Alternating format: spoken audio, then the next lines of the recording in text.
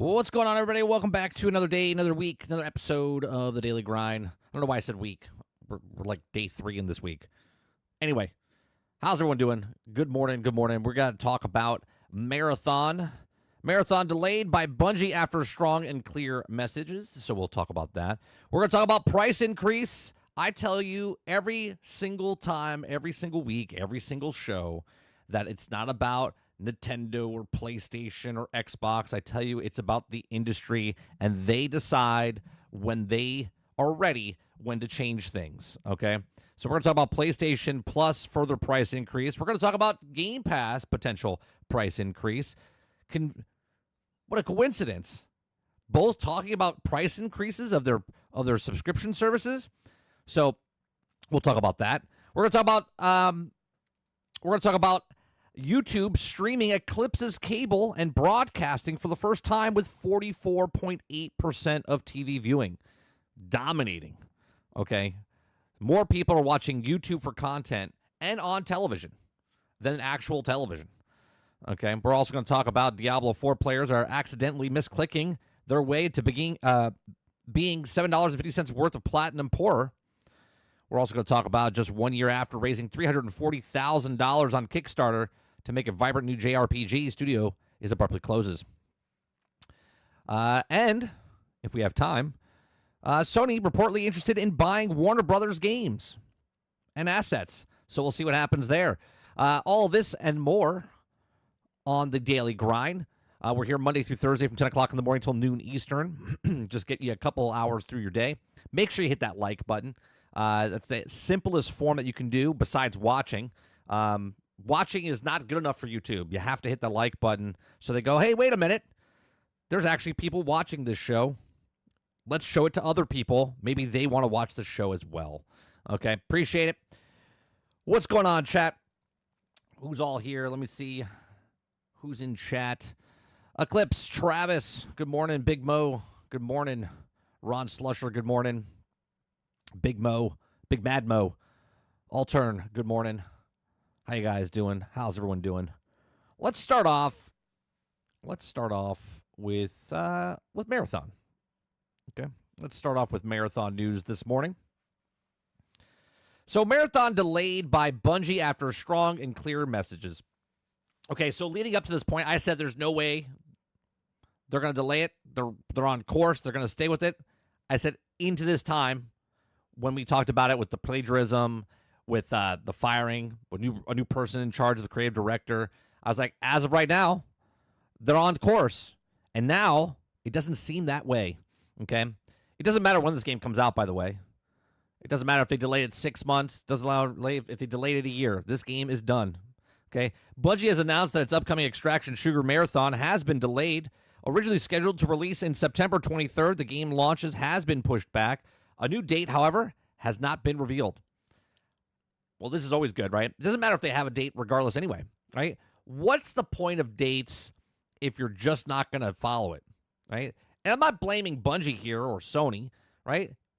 Companies do this all the time. Bethesda did this. 11/11/2022 was supposed to be Starfield. Hard date, and then it got delayed by a year, okay? All the time, games come out and they say a date, and they're like, oh, that's the date, and then they delay it more and more and more. Just stop. Just stop. Don't tell us a date. Okay? The only reason the date exists is so they can start pre-ordering stuff. Okay? And they didn't even do this correctly because when they made the initial date, they didn't even know the price point. We didn't even know the price point of this thing. Even when they were asked about the price point, the director of the game had to look off camera, look into the crowd where the lawyers were, and was like, oh, we can't discuss that right now. Okay? And that's before the plagiarism. That was before the plagiarism. It says in a post made by the game's official website, the development team said they have taken all the feedback from players to heart, quote, to heart, and that the messages have been strong and clear. So what does that mean? Because there is no date. Let's break this down for a second. The feedback from people is that they want PvE, they want voice chat, they want a bunch of other stuff in the game. Do we think that right now we are midway past June, okay? We got July, August, September. It was 3 months right? We're almost 3 months to the day, okay? We're like 5 days short from 3 months where this game was supposed to launch. Now, there was rumors saying that it was going to come out within the quarter, within the end of the year, not the end of the fiscal year, but the business year, which is at the end of February. So let's just say, right, 3 months is September, October, November, December, January, February, right? So 8 months. 8 months from now, this game launches. Are they going to fix all the things that they're taking to heart? Are they going to make the changes what they want to this game at, no, they're not. They're going to release the game. It's going to be broke, buggy, minimal viable product, okay? And they're going to fix it along the way because that is the MO of Bungie. That is the MO of just multiple studios nowadays. They don't release a product at the day it's supposed to launch. They release a product 18 months afterwards, okay? So if this game survives and it comes out in February, by, 2027, maybe summer of 2027, that's when the game will be at its best state ever, if it lasts that long. Okay? It says, quote, the alpha test created the opportunity for us to calibrate the focus on the game that will also make uniquely compelling. Survival under pressure, mystery and lore around every corner, raid-like endgame challenges, and Bungie's genre-defining FPS combat, the post reads. It says, quote, we're using this time to empower the team to create intense, high-stakes experience that will tile the like Marathon is built around. This means deepening the relationship between the developers and the game's most important voices, our players. Sure. I'll believe it when I see it. Just days ago, Sony said that Marathon was scheduled to launch in fiscal year of 2025 per their fiscal calendar. That would see Marathon release sometime before March 31st. Oh, I thought it was the end of February. So March. Okay. So what's next for Marathon? The blog post continues to mention that over the next few months, the developers will have more closed testing to make fixes and add new features to the game. As far as what those fixes, updates, and features are, they gave a brief list of key focus points during the extra pre-launch development time. Remember that this game is supposed to come out in 3 months. Yes, they delayed it, but they were going to give you a broken, buggy, unfinished game, okay? And that's what they were going to release.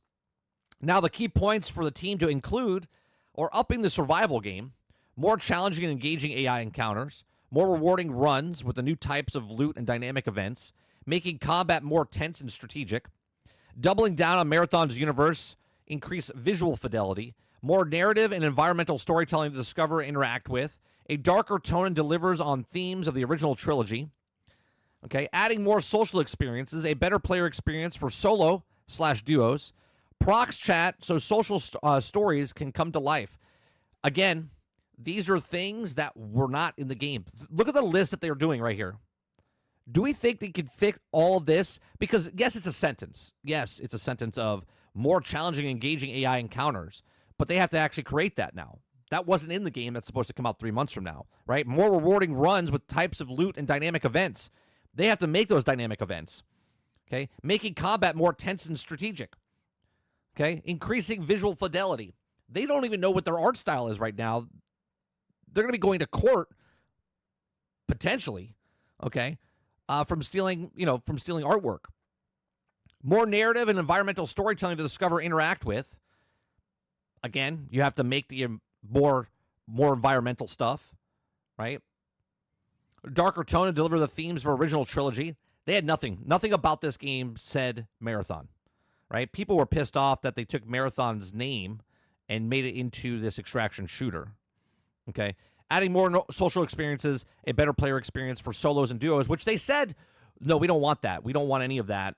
It was supposed to be just what we wanted, not listening to the actual fans, right? And then proximity chat so social stories can come to life. It says the message closes with the developers saying that the players will hear from them later this fall when they share progress being made of the game. Are you surprised that Marathon was delayed? Let us know your thoughts below. Look, I said a couple weeks ago, if it gets delayed, cool. But as of right now, they're on path. They have a lot more to do with this game. This was a minimal viable product, and it will still be a minimal viable product because anything they can't get on this list done by the time this game comes out, if and when it comes out by March 31st of next year, this will get pushed back because it's a live service game. It's a live service game. And by the time that this game comes out next year, there's already going to be another game on the market that's going to be out and getting better because it's released and they're getting better. And that would be the other extraction shooter, Arc Raiders. Okay. Which, if that gets a holding and people like that, the only reason you would go play this game over that game or over Tarkov or anything else is because of the setting, not because of the gameplay or anything like that. Okay. So you would have to be a Bungie fan. You have to be a Marathon fan. And you would be like, wow, I'm having a lot of fun with Tarkov. I'm having a lot of fun with Arc Raiders. Why would you leave to go maybe have fun with another game? Okay. And then on top of that, if it comes out in March, April, and May, once Grand Theft Auto comes out, yes, it's a completely different game. It's not an extraction. Grand Theft Auto supposedly coming out May. Okay. If it does come out, this is dead in the water just 2 months after it comes out. But let me know what you guys think. These are just my thoughts. Let me know yours in the comment section down below. Please make sure you share, like, subscribe, and if you like what I do here, check out some of our other videos. Thanks for watching. Give me 1 second, chat. My son came in the room. He needs something from me. Give me 1 second.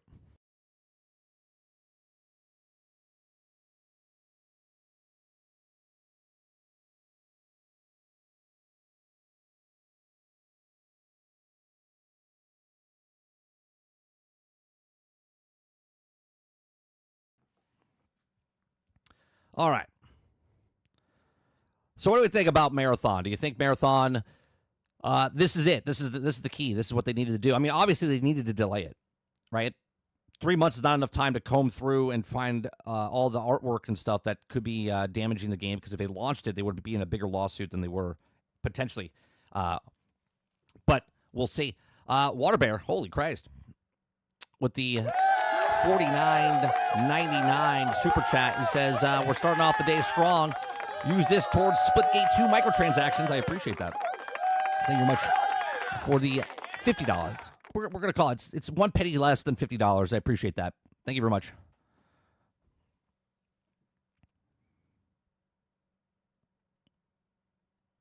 Waterbed says, always in a good mood, just hits the weights. Also looking at the Eve on the 9070 XT. Eclipse says, what darker themes from the original title, so you're getting rid of the dumb art style? Yeah, it'll be interesting to see what they do with it, Eclipse. Morning, Haley. What's going on? Eclipse says, no, they're not going to do that. They bought Bungie for the live service. Mo says, still a chance it gets canceled, but I knew they would delay it. When I said they're full steam ahead with this, they're still putting this game out. I don't think they cancel it, Mo. I don't think they cancel it. I don't think they can cancel it. Okay? They need another game that's a live service like Helldivers 2. They need another live service, right? If the other game falls down, was it Fair Game, right? That's not canceled yet. Okay? If that gets canceled, and Concord got canceled, right? Concord's a huge hole in their plans. You got to remember that, right? Concord was supposed to come out. It was supposed to be getting updated after update after update. It was supposed to have microtransactions and still making money. It was supposed to have crossover, like shows and whatnot. That is a giant gap missing for Sony, right? That's just flushed down the toilet. Not only did they lose the money, but they're also losing the potential money that they could have made from that, right? So now, next up, next at bat, they're like, who's up to bat? Marathon, right? Like, don't you strike out. They'll intentionally walk them. They'll intentionally walk Marathon just to get them on base. They will beam them and force them on base. Like, we can't have this fail. Yeah, Concord was supposed to be their Star Wars. You know, it's always bad. Like, even Lucas didn't make Star Wars to be Star Wars. Lucas made a passion project that became a phenomenon, right? He didn't say that this thing's going to be the next whatever. He's like, I'm making Star Wars. It was supposed to be a one and done type of thing, and then it made a shit ton of money. You can't come out and be like, yeah, this is going to be our Star Wars. Uh-huh, sure. Okay. You don't get to decide that. right? We, the consumers. There's a project right now that someone's working on that they might think it's the best things ever, and it gets 0 views or 0 money. Then there's someone working on something that's just passionate about what they're doing, and they put it out there, and all of a sudden it becomes this massive conglomerate IP, and they make a shit ton of money.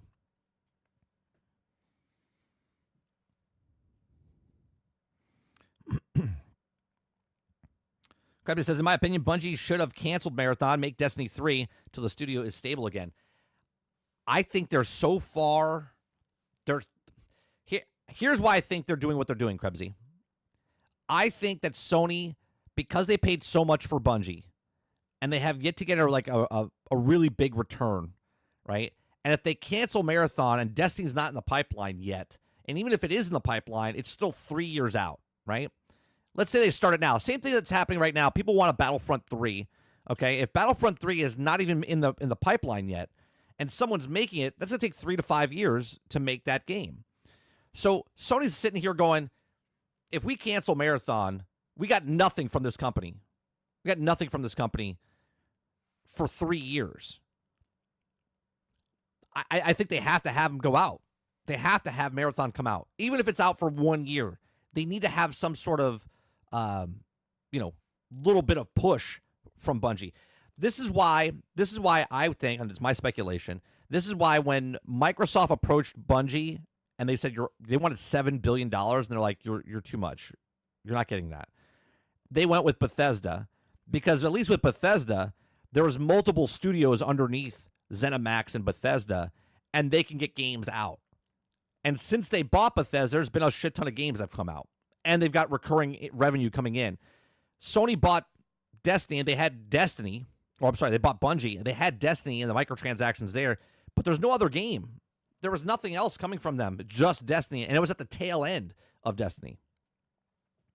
Let's go on, Roadkill.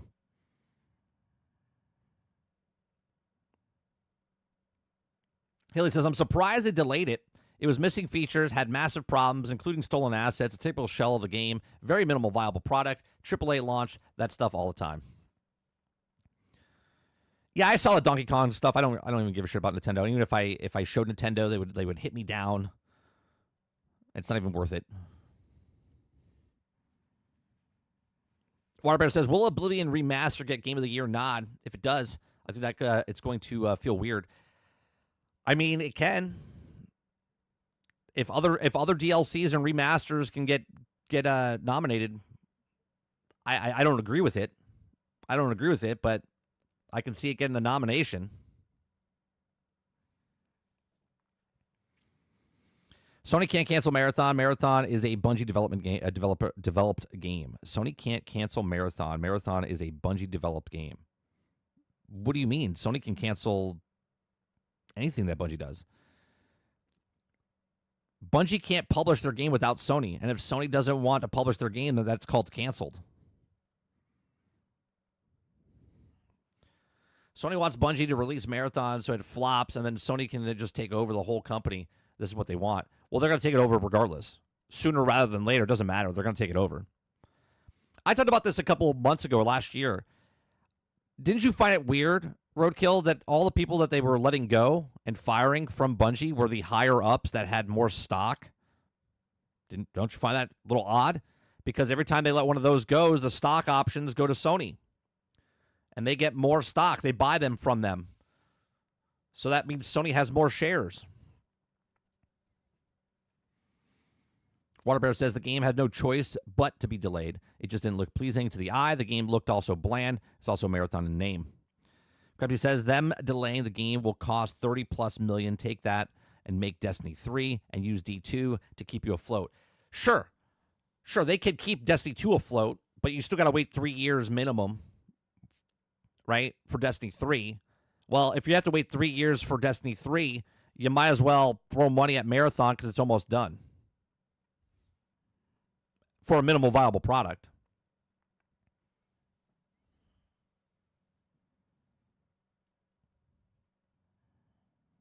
Marathon is published by Bungie. Sony can't just tell them they can't release it. What do you mean? 100%. 100%. If Sony doesn't want to publish it, what is Bungie going to do? What is Bungie going to do? Go somewhere else? Good luck. Good luck.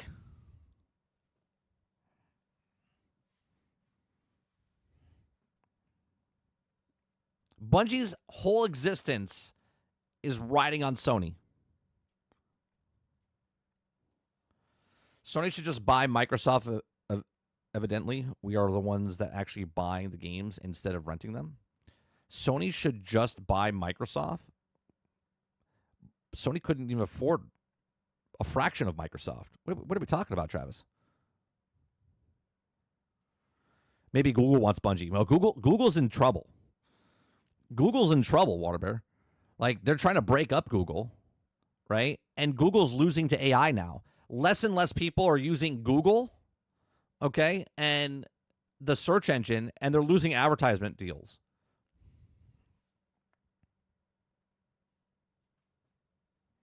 Like, Google's in trouble right now.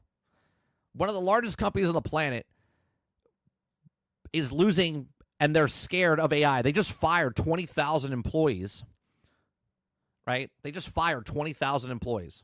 Force them out. Here's your severance package. You have to take it. If you don't take it, you're going to get fired, and then you don't get anything.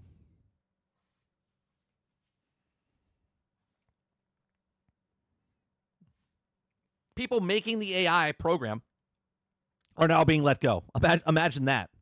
Imagine that.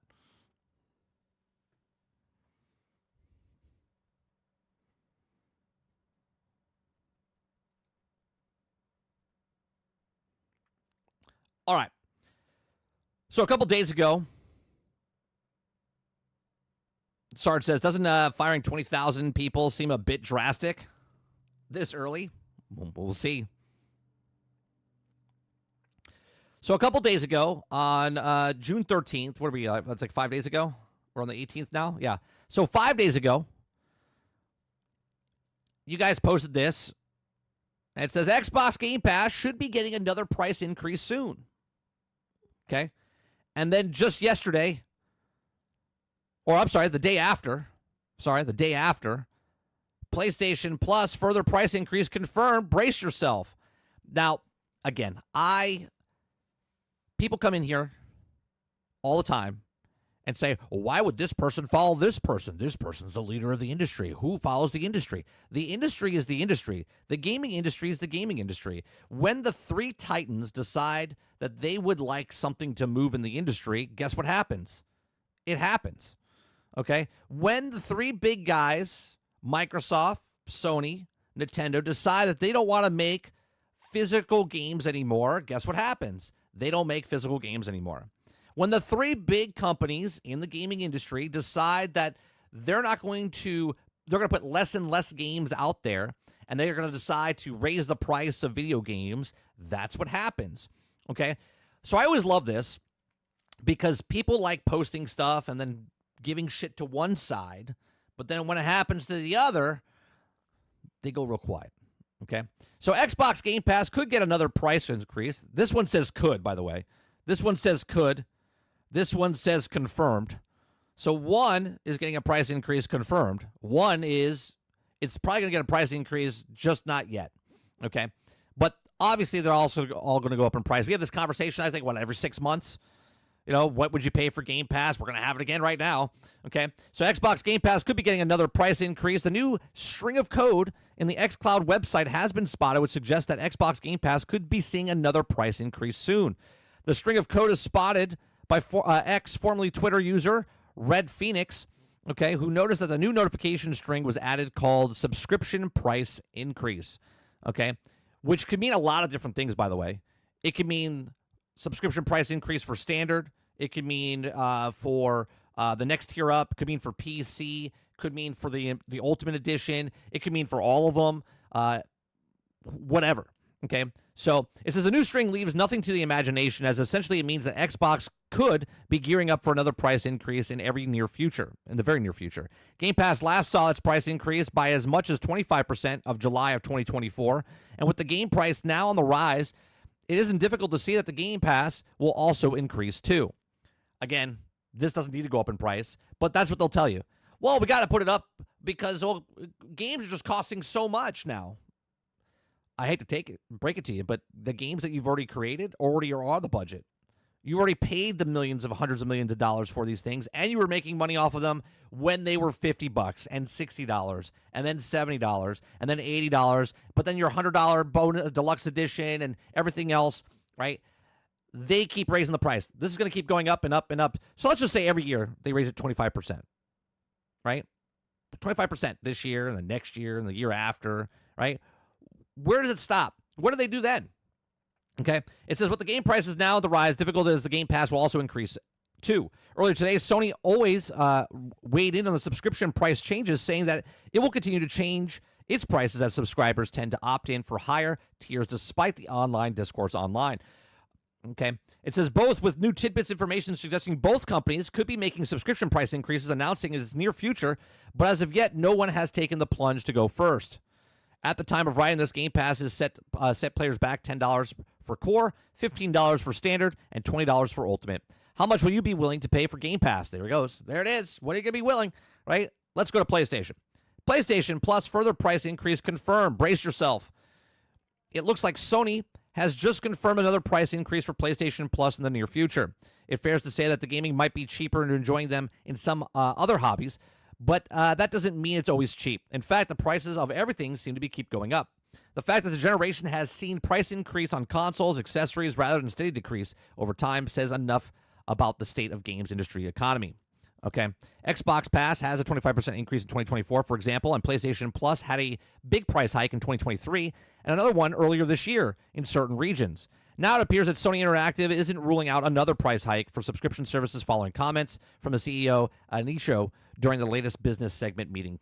It says he noted that PlayStation Plus subscribers on the extra and premium tiers of extra represent 38% of the total users in the fiscal of 2024, an 8% increase from 2022 despite the price hike.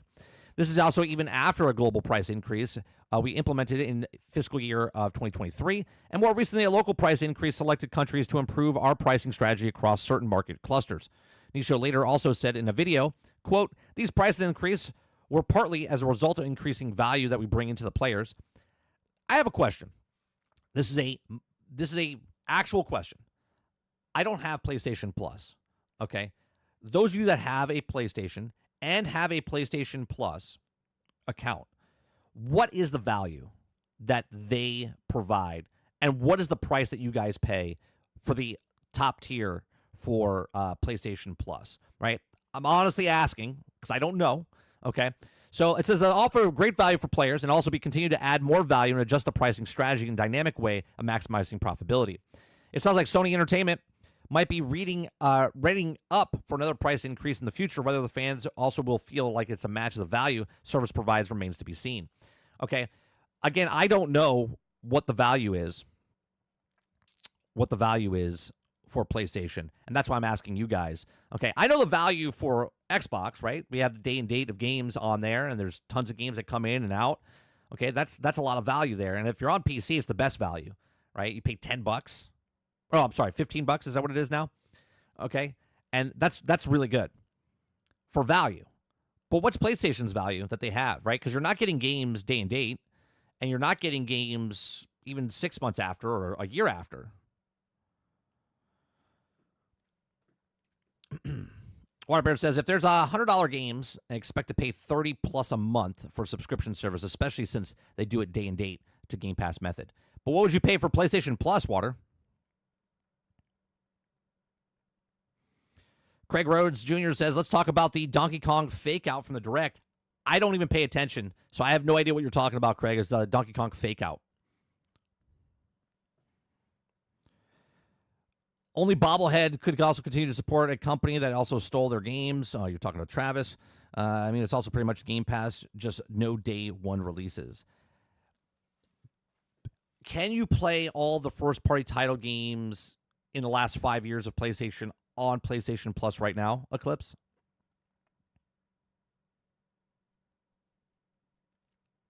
Jax82 says there is no value. There's no value in the PlayStation Plus. Trust me. Ron says there is no value except for cloud gaming. That's all I'll use it for. The games are pretty old.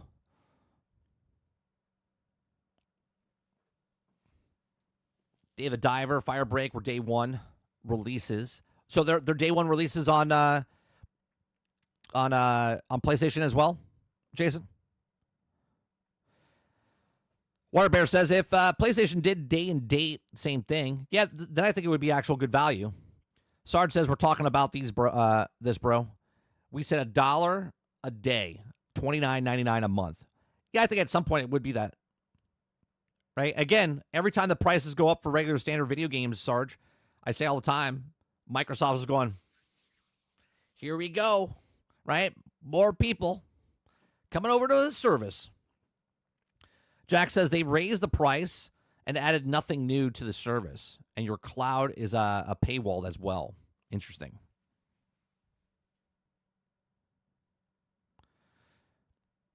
You can, but they do take them away. As I was playing Horizon, they took that away from me. Wait a minute. They're taking away their first-party titles off of PlayStation Plus? What? Microsoft does this with their third-party games, but their first-party games, they're still there. At least that I know of. So wait a minute.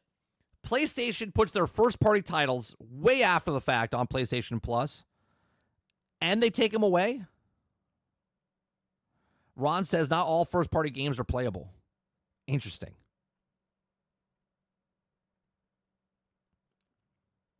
Titan says, jokes aside from chatter, PlayStation Plus gives you access to your existing PlayStation Plus free games, content that you claimed. Isn't that just, but that's considered the same as Xbox Gold, right, Titan? Like the Gold games that they give away for free, that you get to play those regardless if they take them off or not, as long as you downloaded them. Spider-Man got taken off? So weird. What do you mean they're taking first-party titles off? What game's first-party title did they take off? Are you talking about Xbox or PlayStation, Roadkill?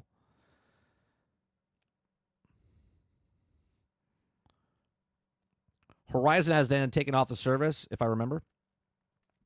Aku says 30p. PlayStation Plus is a shit service compared to Game Pass. I just want to know what the value is. I don't care if it's a shit service. I just want to know what's the value that PlayStation Plus brings.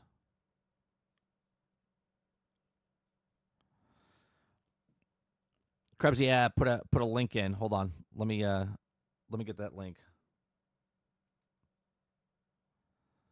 Let me get that link.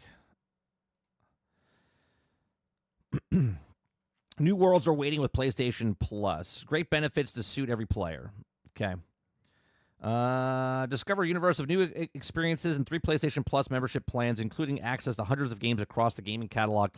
Okay. Discover huge libraries. PlayStation Plus Extra Premium members also get access to game catalog and collect of hundreds of games that allow you to dive into your favorite games and genre title. I want to play something completely new and different. Okay. Great benefits to suit every player. All right, let me see the benefits. Okay, PlayStation Plus game catalog. Explore a universe of incredible experiences and access hundreds of games. Monthly games. Expand your game collective and new titles and claim every month. Okay, that's the same as Xbox does.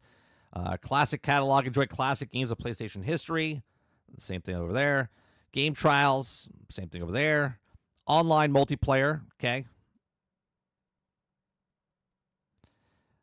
PlayStation 5 streaming, that's Xbox Clouds, that's the same. Cloud streaming, that's the same. Sony Picture catalog, watch up to 100 movies. Now, that's a good value there, right? Now, I don't know what Xbox, I don't watch movies and stuff, but I do know Sony because they're also a movie studio. They have a lot, and plus they have Crunchyroll and all the other stuff, so that's actually a good deal there. Ubisoft Plus Classic, that's the same over on Xbox as well. Exclusive content. Custom your adventure with exclusive content for select free-to-play games. Okay, that's the same over there. Exclusive discounts. That's the same over there. Cloud storage. That seems like the same. Share play. That's the same. PlayStation Plus game catalog. Okay, so the only thing that I can see that's different is the day and date, right? The day and date. So premium Premium is 1 month subscription is $18. And Xbox is what, $20, $2 more? So the value of the $2 more, okay, because I looking at everything else that's there is pretty much 1-to-1 to what Xbox is doing for all the different services they have. For $2 less, you're not getting day and date. So that's the value right there for Xbox, right? Roku says, no, you get 3 games every month or something that you claim, and then you have them the whole time that you have the library. Yeah, similar to Gold, along as they claim bought the free games. Right, okay. Eclipse says, look it up. Can't play Horizon anymore. It's not on there because they wanted you to buy the remaster. Got it. PlayStation Plus doesn't have the value. They raised their prices like Game Pass. Well, it's still a little cheaper, right? It's still a little cheaper. I would say that this actually makes it Game Pass even more, right? For the extra $2, you're getting way more value for the day and date type of stuff.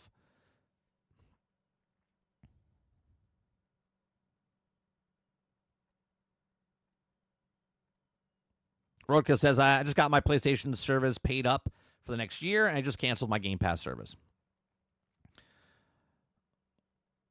Oh, yeah, Blueprints was also day one release. Same with Xbox. Yeah.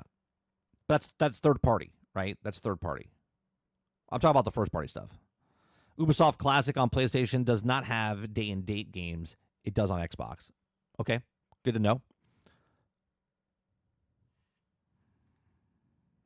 Yeah, Xbox that has that too. It's also called Xbox Gold Game. Yeah. The services actually seem pretty similar. The big one is the day and date.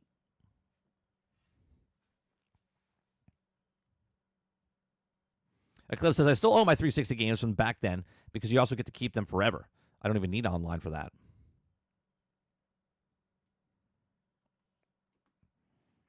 All right. So both prices are going to go up. Now the question is, as they asked in the article, what would you be willing to pay? So PlayStation Plus, guys, right? Those of you that are on PlayStation, because I don't want to put it we're going to put it for two separate. If you're on PlayStation Plus right now and you're paying your $18 a month, what would you be willing for PlayStation Plus? You PlayStation guys out there, what would you be willing to pay for PlayStation Plus? How high would you go to continue playing for PlayStation Plus? And the same question for you on Xbox Game Pass. If you guys are on Game Pass, what is that limit that you guys would go to before you start going, right? Like mine would be $25. I still think is a good deal, okay, for Game Pass. After that, I wouldn't say I would pay for it indefinitely and be like, oh man, I'm so excited. I would look at it and go, okay, if I have to go past $25 up to, let's say, $30, as Sarge said, $29.99 a month, something else has got to go, right? If I'm paying $30 a month, I'm losing something else, okay? Because if I can't get, if the value is going up, or the value is staying the same, I should say, but the price is increasing by $10, something else, if it's a streaming service of Netflix or maybe YouTube Premium or something has to give, because my salary, right, the money that I make income doesn't go up. It's what it is, right? But yet these prices keep increasing, so something's got to give. So I think 25 would be okay, but after 25, I'd be like, something's got to give. Z says, I use both like Blockbuster, but the classics I feel are better on PlayStation Plus. Travis says, I'll be willing to pay $21 for PlayStation Premium if necessary. Do you use PlayStation Plus a lot now, Travis?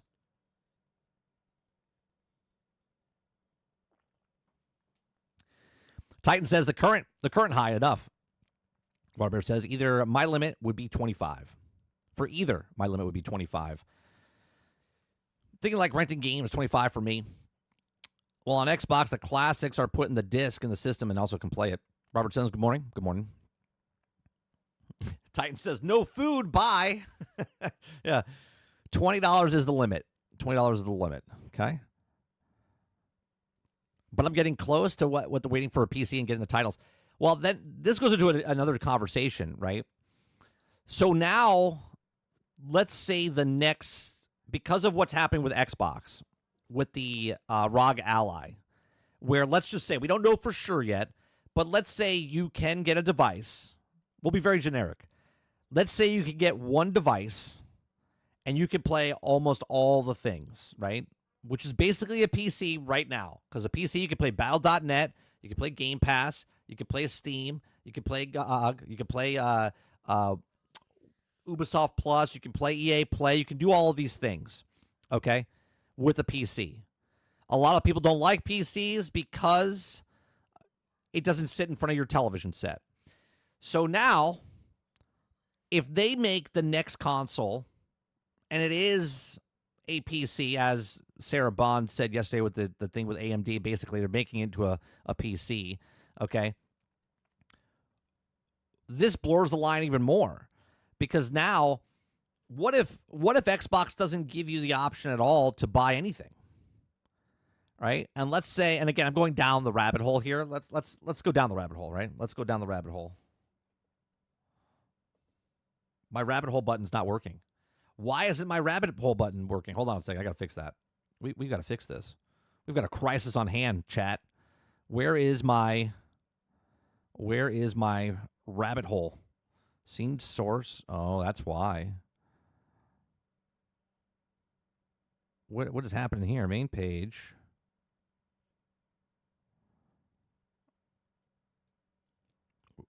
The video's not even in there.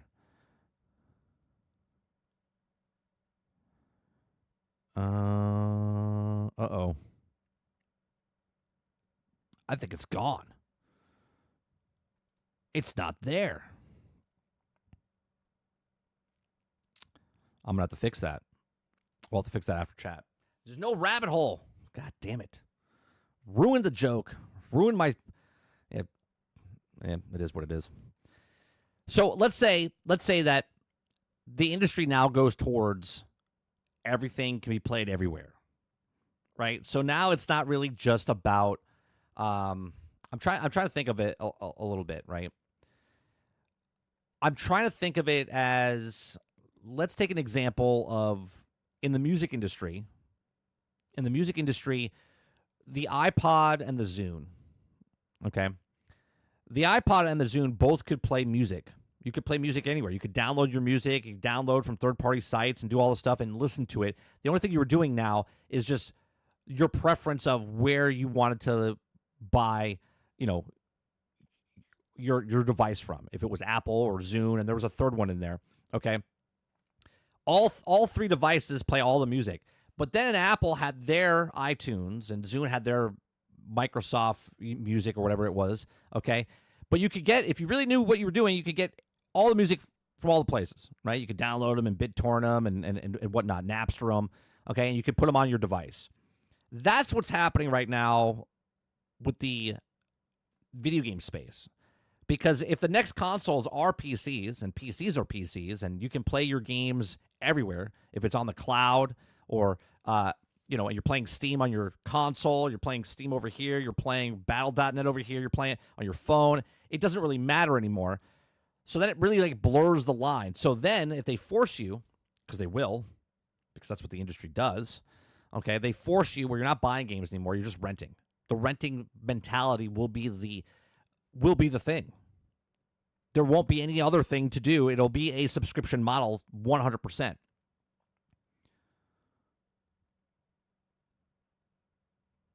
Altern says, this is why I canceled my PlayStation Plus after $60. There was no value for me. Makoki, what's going on, Makoki? I only pay for PlayStation Plus Essentials. Not enough time to play all the games available premium, and I prefer to purchase my games a la carte. What would you do, Makoki?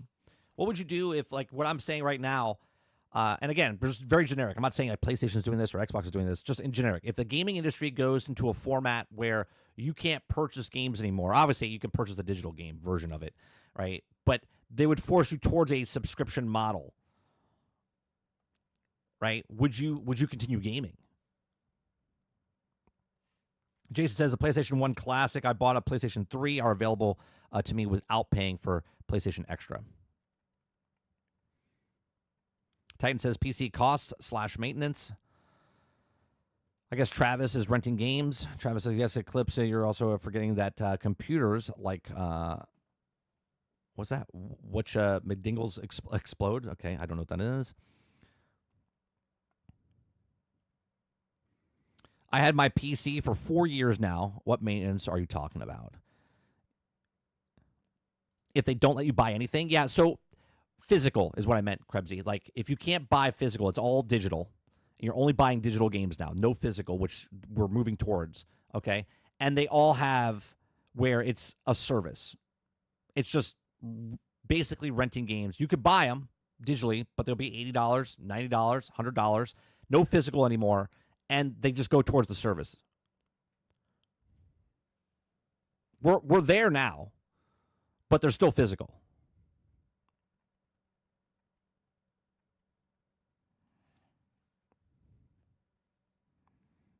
Alice ran because it was being used too much, yeah.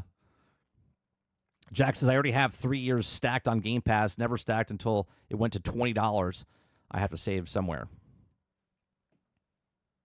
Yeah, if they. To be honest, if they should all have options for $5 to play online, because it's also really all I need is the online. Don't know why I have the premium. I have the mid-tier PlayStation Plus. It's worth it to me because me and my son get to use it between mine and his console. This is why I have Game Pass Worlds. I use it the same way you're doing PlayStation Plus, right? So when I get a game, one, we shared libraries, and then Game Pass saves me a fortune because he plays, games all the time, gets bored real fast, changes it up. Kraken says, PC maintenance. You mean clicking update? I think when he's saying maintenance, I think he's saying like 4 years from now, you're going to upgrade your motherboard, or you're going to put more RAM in there, or I'm assuming that's what he means by maintenance. I don't know. If the industry continues to shift that way, I would probably hold out for a while and just play the backlog. Eventually, I have a hop on the bandwagon. What's going on, Brain? If there's no physical, you're just renting a license to access the game, never owning anything. It'd be horrible. The quality would also plummet in most genres. Yeah. And I think that's where we're going. I do. I think we're going to a state where you won't own anything. Ubisoft made the statement, but I think they were just the one that said it, and all the companies are actually doing it.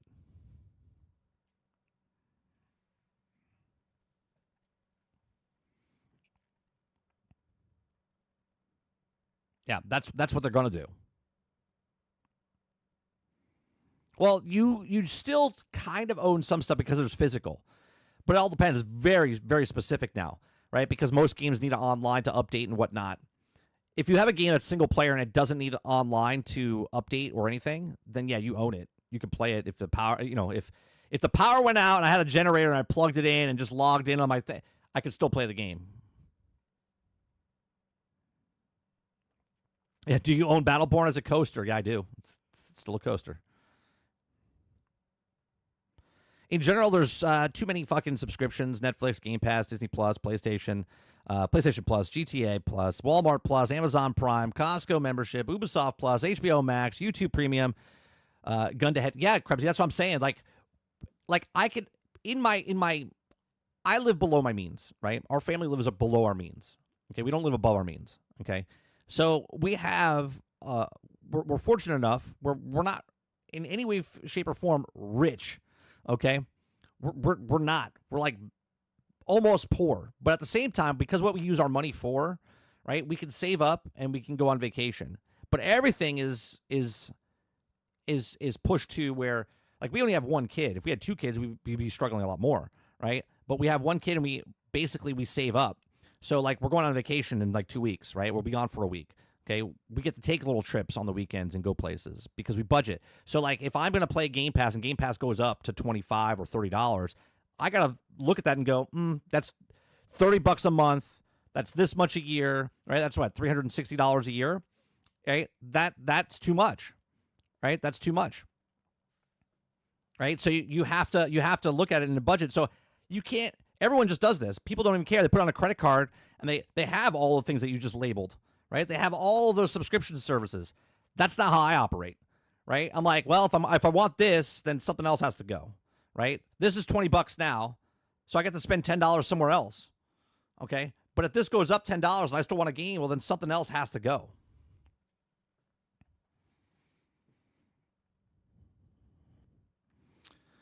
This is why I don't want gaming to go full sub-service. Quality will go down. Just movies went down because of Netflix, etc. Yes, Jason, and that's exactly what Brain is saying. Brainchild, and what you're saying is what I've been saying for the longest time with Netflix and whatnot.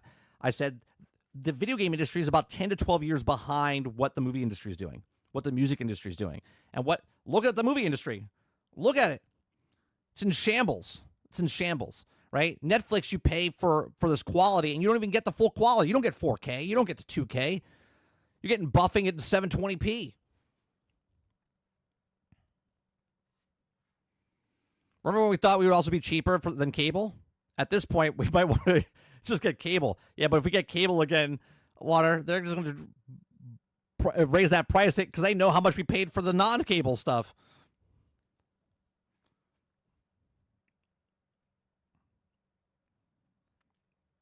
It's cheaper than cable if you only have internet and one sub. Yeah.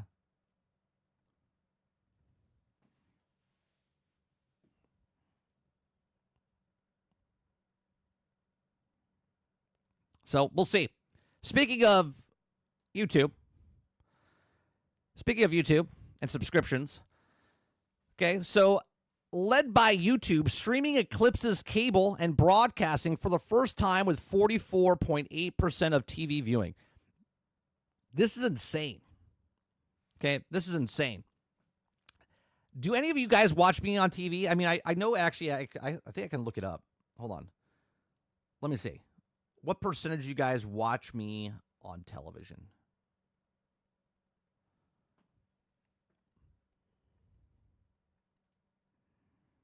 Let me go to my analytics here.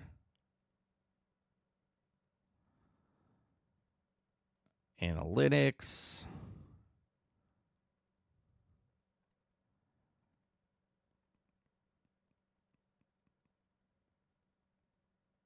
I'm looking. Hold on. Give me a second. Is it advanced mode? I think it's advanced mode. I don't even know where to. Content, geographic cities, view age, viewer gender, date, revenue source, content type.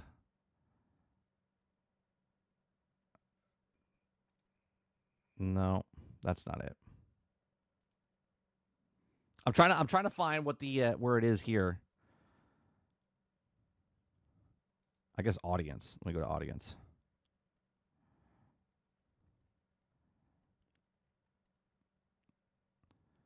Okay, here it is. See more. Audience, geographic, mobile. Okay. So 51.5%. We'll go live. 51.8% of you watch me on mobile phones. Okay. 28% watch me on computers. 13%. 13% of you, 13.6, almost 14% watch on TV. That's crazy. All right. So it says the Nielsen Gauge report that May finds the category share has grown to 71% of the past 4 years. Okay, so streaming, let's make this a little bit bigger. Streaming has officially outpaced cable and broadcast combined, share a total of TV usage per Nielsen. Also, the Gauge report posting that 44.8% share of viewership in May, a 71% increase over the last 4 years. In comparison, broadcast and cable post shares 20.1% and 24.1% for the month, respectively down 21 to 39% over the same 4-year period. It says, quote, in the fitting of the inflection point, coincidence of the 4-year anniversary of Nielsen, the Gauge, which also has become the gold standard for streaming TV measurements, Nielsen CEO said in a statement, it's also a credit to media companies who have definitely adapted to the programming strategies to meet their viewers where they're watching TV, where they're streaming on linear. Okay, so there you go. Look at the double. YouTube is almost double of Netflix. Okay, So other streaming is 6.5. YouTube is 12.5%. Netflix is 7.5. Disney's 5%. 3.5 is Prime Video. Roku is 2.5. Paramount's 2.2. Tubi is 2.2. Warner Brothers Discovery 1.5, and Peacock is 1.4. Okay. Streaming is 44.8%. Broadcast is 20. Double that. This combined, man, cable and broadcast, they're basically dead. Okay. YouTube, which remains industry leader for the fourth consecutive month with a record share of 12.5 in May, has increased the viewership 120% since 2021. Meanwhile, Netflix, whose viewership has climbed 27% since 2021, finished May with a share of 7.5, landing in the second place spot. Taking the third place is Disney Plus, Hulu, and ESPN Plus with a great aggregate share of 5%, followed by Prime Video with 3.5, Roku at 2.5, Paramount Plus, Pluto TV, aggregate share of 2.2, Tubi with 2.2, Warner Brothers Discovery, Max, and Discovery with the aggressive share of 1.5, and Peacock at 1.4. It says, while streaming exceeded traditional TV viewership is expected to continue in the near future, they emphasize that it is almost certainly not permitted. This trend could continue into the summer months, but also the balance is likely to shift back, at least temporarily, as football kicks off and the new broadcast season returns, the firm said. Yeah, but isn't football being shown on Netflix and stuff now? Don't they have that? That's crazy, though, to think that more and more people, like, to think about it as a kid, right? When I was a kid, I wanted to be in the film industry. And I got to that point, okay? I wanted to be on TV. I wanted to be on the big screen. And here I am, a YouTuber, and 13% of you guys have me on the big screen. I'm sorry. I'm sorry you have to see this face on that big of a screen. Robert Jones says, sometimes on Thursdays. So if I watch you on my TV, does it add 10 pounds like the camera does? I mean, how much do you guys think I weigh? Right? How much do you look? I'm not a big guy, right? How much do you think I weigh? How much do you think the camera adds to this? How much do you think I weigh? 30. You ain't hot enough for a 77-inch OLED. Not yet. Not yet, Z. No commercials. You're dreaming. PlayStation 5 blows. No commercials for YouTube Premium, Sarge. I pay for YouTube Premium. Best decision I ever made. I watch so much YouTube. So much YouTube. I don't see one fucking commercial. When you're over here and you're watching it and you have commercial after commercial after commercial, I was like, ugh, I couldn't do it. That's why I don't watch Twitch. That's why I don't watch Twitch. The only reason I go to Twitch now is if a Twitch drop is happening. That's it. Yeah, I dropped cable about last year. Went from 200 down to 80. 1 gig. Cox in New England. Nice. YouTube Premium is the greatest investment I made besides buying my own router. Yeah, 100%. If there's one thing you had to subscribe to, it would be YouTube Premium with no commercials until they change it. I fucking hate Amazon Prime, right? There's commercials now. I'm like, what is this? What's happening? The reason I got rid of cable was so I didn't need to pay for all that stuff, for stuff I wasn't watching, and commercials. I'm paying a service, and now I get commercials again. Like, what's happening? Kyle says, I switched to Premium a couple years ago, and I can't imagine going back to having ads and not being able to lock my phone and still listen to the video, watch YouTube all day at work. It is a must. 100%. It's the best single-handed investment is buying YouTube Premium. I constantly listen to stuff, shut my phone down, and still listen to it. When I go in the car and turn on my car, boom, it goes right into the Bluetooth, and it all of a sudden just continues the podcast. I love it. I never have to do anything. It's the greatest thing ever. Z says, Sarge, if PlayStation Plus gets me no ads with YouTube on my big screen, I'm in. I'll update it if it's true. Sarge says, once again, fuck your subscriptions. I know streaming has taken over because my kid say skip it whenever they see a commercial while watching TV. Oh yeah, my son says the same. He's like, "What is this?" I'm like, "It's a commercial." He's like, "Just fast forward." My son is very smart. When he plays the mobile games and stuff, he shuts off he goes to airplane mode. You know when you play a game and then all of a sudden, like, you're playing like 5 minutes and all of a sudden a commercial pops up or an ad? He gets none of that. He goes to airplane mode.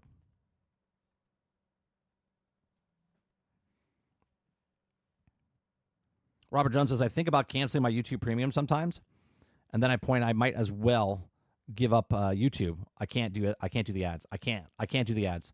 When Sarge comes over and he's watching videos on his thing, I'm like, what is that? He's watching commercial after commercial. Kyle says, what bothers me most of the NFL season, certain games are on only one platform. So you need Amazon, Peacock, Netflix, and cable to watch the prime time games. It's getting ridiculous. Yeah. Yeah. Well, it's sort of like what wrestling was doing at one point, right?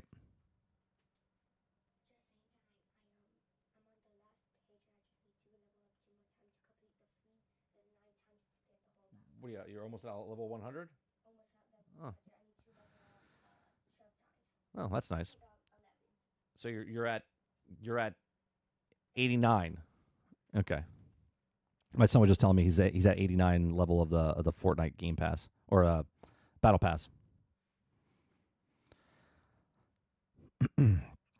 Sileward says, how much would you pay for a subscription if all the $80s or $90 games were put on Xbox and you didn't have to buy a game anymore, just use Game Pass? Is it you're talking about monthly Warrior? 25 is my limit. 25 would be my limit. But if you're doing the scenario where all games, like third-party games, first-party games, are all on the service, for the amount of time I have, on average, I get 4 to 5 games a year. 5 games would be, if they're $80 a piece, that's $400. 30 would get me $360. So that's basically the same value, right? So if I'm paying $30 a month for the year, that's $360. If I get 5 games, it's $400. Right? So that, to me, I would have to play a lot more games to make that value. Because to me, I would just rather buy the games then. Yeah, sure, I'm spending $40 more. But the problem is, if you buy the game, I still don't own the game then. 25 is my max. I would have to reassess if it went above 25. Waterbear says 180. Eclipse says 160. Dolphin says 200. Dolphin, I'm 196. Yeah, I'm 196.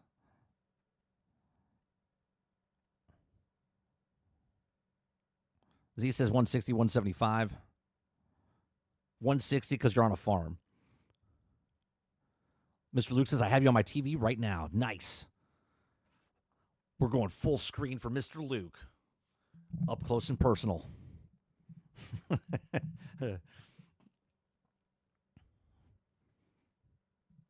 Kyle says 250 all muscle. Oh, I wish I was all muscle. I'm starting to work out, so.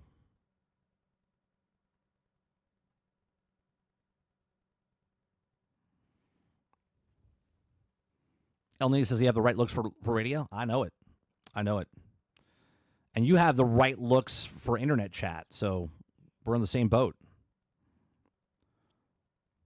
245. Yeah, settle down.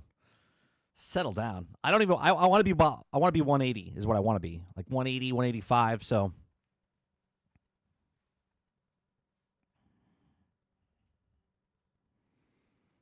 It's only like $25 right now, so not too bad. I play for YouTube. I pay for YouTube and Netflix and juggle the rest. RJ says, switching from cable to porn, best choice ever. I mean, whatever best suits you. You know what I mean? I don't know why you're actually paying for porn, though. I hope you're not paying for the porn. Sarge says it's like at least Weapon 3. You know how you get you know how they get you. They get you keep fucking you. That's right. I'm watching the commercial. I just wait for them to pass or I hit skip. Yeah, no. Go watch something on Twitch, Sarge. You're like watching someone and then all of a sudden they take the video and they go up in the upper corner and there's a commercial playing. You get up with 3 minutes of commercials. No, I'm good. Waterbear says, well, I'll watch the NFL season using my Android box. Has over 28,000 channels and NFL Sunday Ticket for free. I never miss any game. 28,000 channels. My God.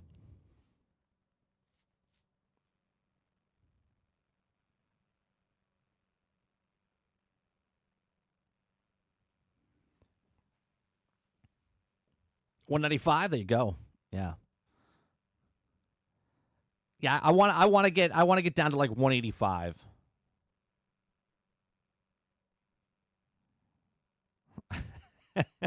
Have birth weight.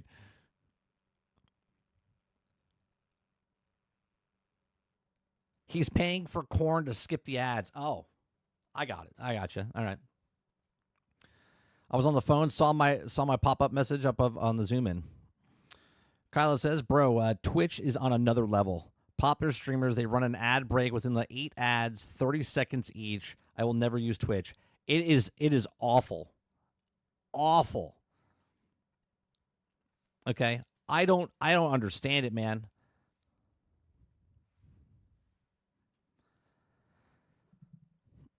What's going on, Dente? Warbear has that galactic TV from Rick and Morty. He watches shows from another galaxy. Yeah, he's got a hot tub time machine as well. Yeah, Twitch is terrible. Like, it is awful. I'm so glad most people that I watched over on Twitch dual stream on YouTube now because I just watch their YouTube. Because I don't use Twitch to interact with people. So I'll watch Co-Carnage on YouTube live rather than on Twitch. Twitch, it's got all the commercials and stuff. YouTube, you just watch the show. Yeah, it's crazy, Kylo. It's crazy. The amount of commercials. It's almost like Summer Game Fest or the Video Game Awards show. There's more commercials than actual show. I don't know how you guys watch me, how many breaks you guys get during the live show, but I don't run ads. I don't run ads ever. Ever. The only ads you'll get is if YouTube forces me. And they're starting to implement something where all of a sudden that I'll be talking and then all of a sudden it cuts to a commercial. Like, stop it.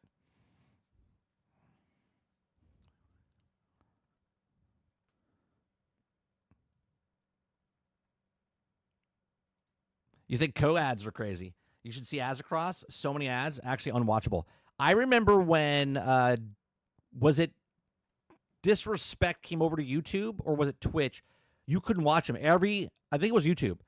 Every 3 minutes or 5 minutes, there was a commercial unless you paid. And I was just like, what is happening? Well, they're thinking about adding ads, Mr. Luke. They'll just cut it off. Right? And anytime I pause, so after I have to go back in and erase a lot of the ad breaks. Because if I pause, that's a commercial. That's a commercial. They're like, oh, pause, silence, commercial. It's like, stop it. Stop it.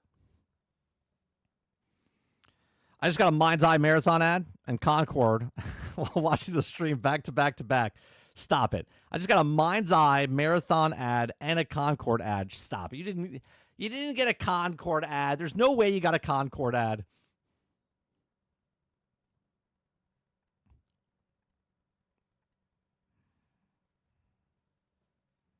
That's exactly right. Watch them on YouTube. If they dual stream on YouTube and Twitch, watch them on YouTube.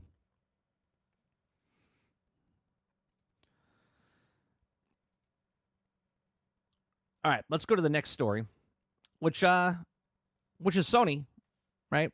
Talk about YouTube, right? Sony reportedly interested in buying Warner Brothers games and assets. Okay, if you guys like what I do here, we do this Monday through Thursday from 10 o'clock in the morning until noon Eastern. If you like it, hit that like button. Wink, wink. Hit that like button, okay? We just get you through a couple hours of your day. Make sure you hit that like, hit that subscribe, and if you'd like to go above and beyond that, become a member as little as $5, all right? So Sony reportedly interested in buying Warner Brothers games and assets. Sony exploring the idea of buying Warner Brothers games, various game assets that also, according to the new report and surfaced this week, according to the SE Scoops, Sony interested in buying Warner Brothers streaming and studio assets. Those assets and reports say that would also include a company of HBO Max streaming service and various IPs and gaming assets. Sources say that Sony has only interested in acquiring the WB Discovery streaming studio and gaming assets if they were separate from its cable networks, which also have lost millions of homes. As viewers abandon traditional cable packages, the reports reads. Okay. So Warner Bros. Discovery announced on June 9th that it was also splitting its company into two separate entities, Warner Bros. Discovery Streaming and Studios and Warner Bros. Discovery Global Networks. The split, which is also scheduled to be completed by mid-2026, would see all the company's linear assets such as TNT, Sports, CNN, Discovery under Global Networks wing, and streaming/studios include HBO Max, games, production studios, and more. Okay. That was also then followed up on June 17th with the news that Warner Brothers Games was also restructuring to create new divisions based on the key gaming franchises. The new division will focus on Mortal Kombat, Harry Potter, Game of Thrones, and DC universes. Insider Gaming has reached out to both Warner Bros. Discovery and Sony for comment on claims. Should response be received, they will all be added to this story. So what do you think? Sony reportedly looking to acquire Warner Brothers Games. I mean, it would make sense. Sony said they're looking for more IPs. They're looking for better IPs. They don't have IPs. We read this like 6 months ago, and we said you have plenty of IPs. But apparently, they don't think they have any IPs. Like Kathleen Kennedy said, they don't have any stories from Star Wars, and yet going back into the pocket of all the stories that they had for Star Wars.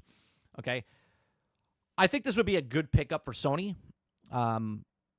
One, because there's so many assets out there.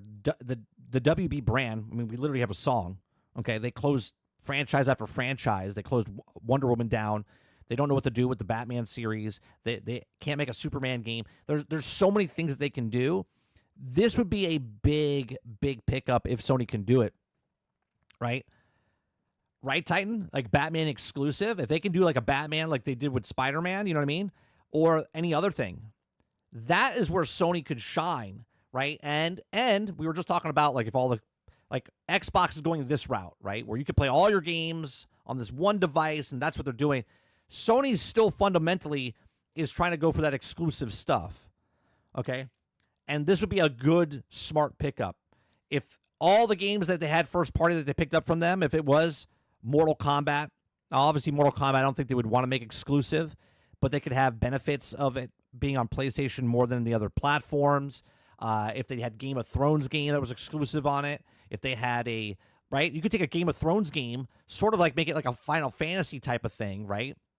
Where it's just big stories and whatnot. That's only on PlayStation at the point. Then put it on PC later. Batman, Superman, Flash, Wonder Woman, any type of DC type of game, Sony could leverage, why you should get a Sony device. I think this would be a big pickup for them. Wouldn't it be funny, though? Microsoft's like, nah, we'll take that.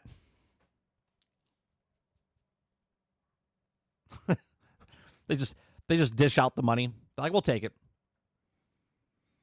Krebs says, everything costs too much. 2014's McChicken was like $1. In 2025, it's like $3.25. We went to a bagel place, right? My wife got home. She goes, she got bagel, and she goes, when did bagels go to $3.16? I was like, I'm sorry, what? She's like, one bagel, $3.16. I was like, Jesus.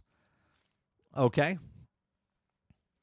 John McCord says, I stream cable with DirecTV through AT&T, pay for one additional service with the extra money, save, use that to buy my 4Ks and Blu-rays. Nice. Mr. Luke says, I hope they don't. When I watch the past VODs, it's got ads. Yeah, I got to take the ads out.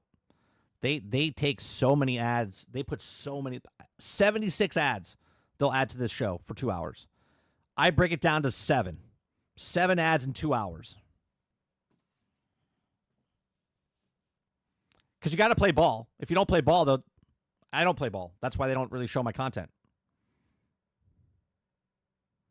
Company says, just wait. YouTube ads are going to get worse soon. Yep.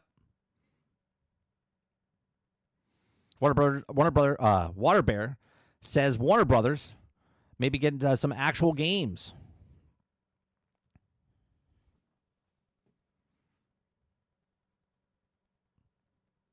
Dolphin says Travis would become a Superman fan overnight. Could Sony even afford it? Well, they said they don't want the streaming services and stuff. They just want the game assets, right? They want the game assets. Right? Streaming service, various IPs and game assets. They don't want the HBO Max streaming service and stuff like that. They just want the game assets. So if you break it down, and I don't know if they'll sell it like that, but WB is hurting, Discovery is hurting, so they might take a bid. They'll be like, all right, what do you want to give us for the game assets? And that's game assets, by the way. That's not owning the rights to Batman. That's just the game assets of it. Brainchild says, I still don't understand why Sony abandoned their old flagship titles.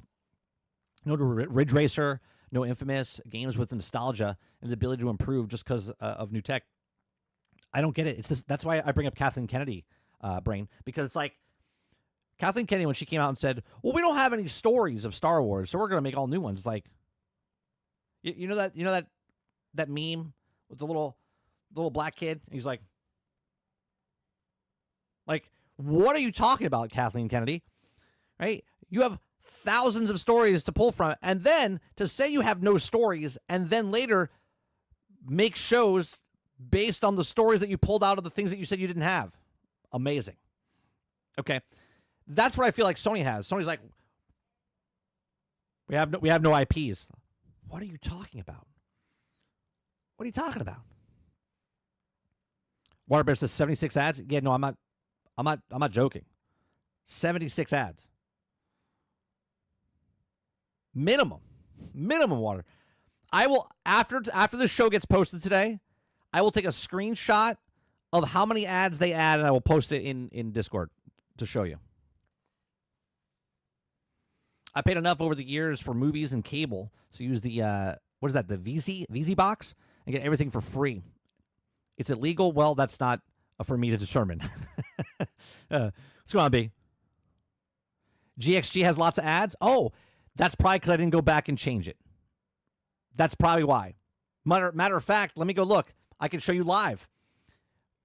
Yeah, I didn't go back and change it. So let me bring up one and I'll show you. Yeah, if GXG has ads, it's because I didn't go back and fix it.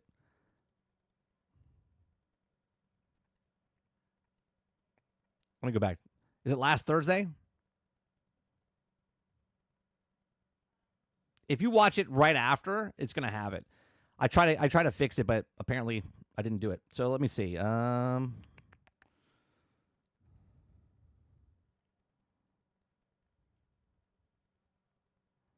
Let's go. Editor. Oh yeah. Okay. So this is light. This is light. Okay. So look at all the ads. Look at all of them.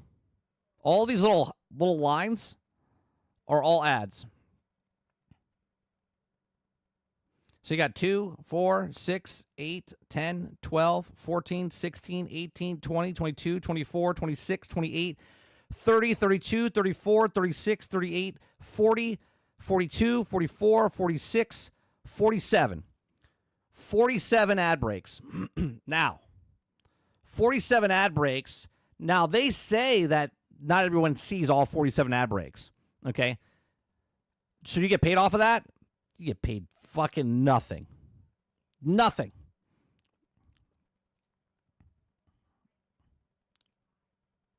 You want to see? Let me see if I can my analytics here.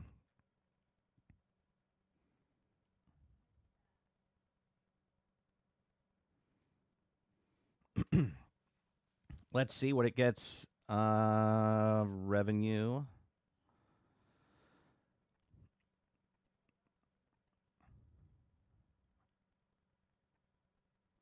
I made $2.33.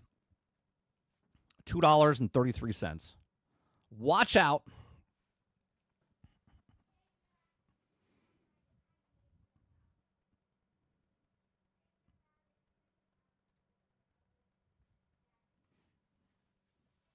So I have to go back and fix that. I'll fix that after the show today.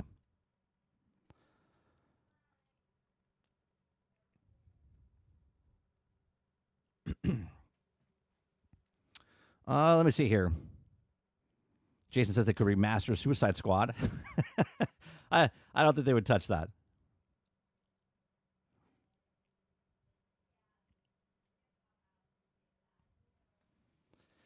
So the way they advertise that Water Bear is that, like, let's say like you're in the East Coast, whatever, you might only see like 5 of the 47 commercial breaks, right? It all depends.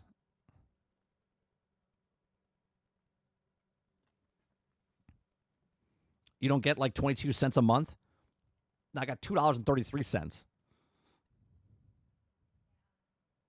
I make nothing off of the actual ads. Krebs says the only reason the buy would be also for IPWB is also the position of being sold off because of the talent. Buy Arrowhead and shift up before the WB division, in my opinion.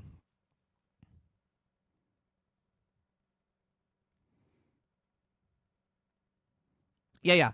So to get paid per 1,000 views is what they basically equated to.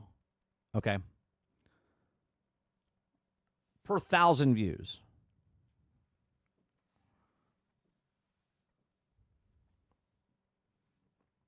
This is why you're trying to sell why you need premium. That's crazy. Yeah, Jax, make the problem, sell the solution. You don't like commercials? Get premium.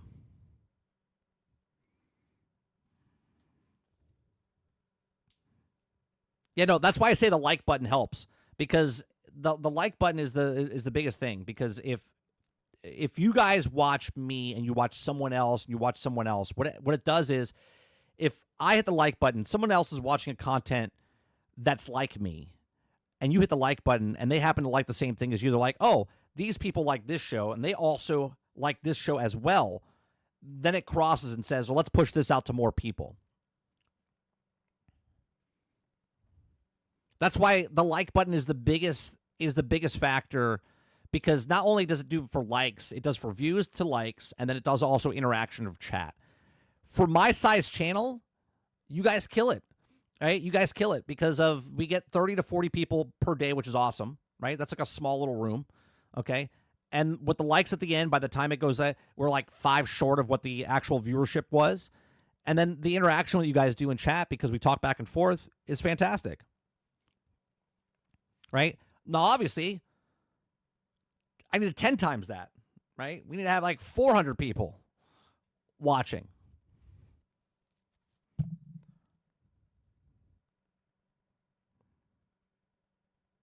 Robert Jones says, I'm interested to see what Marathon turns out to be.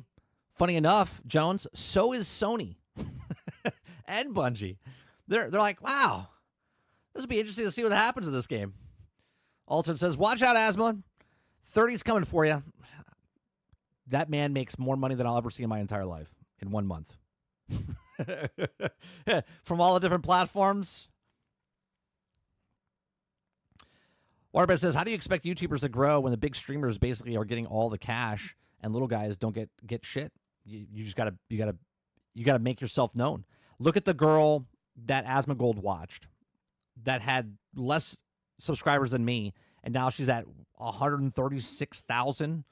Okay, now obviously I don't know if she'll turn that around and use what she got, but that's like winning the lottery, right? That's like winning the lottery. If she can keep that up, and all her videos get that viewership, well, then she gets paid for advertisers. Because if you have 136,000 people and you're getting 36,000 or you're getting 100,000 views or 200,000 views, you're getting paid. You're getting paid then.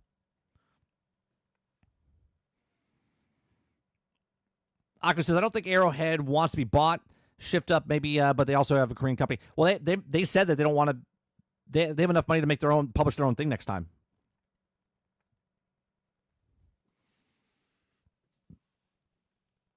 Everyone has a price. You're correct, but also there's integrity there. Companies they'll sell it, but if a person that's the company like Larian Studios, I don't think would sell for the freedom that he has. I don't think he would do what he did. Like he wouldn't sell it. But if he ever left, Larian Studios would be sold.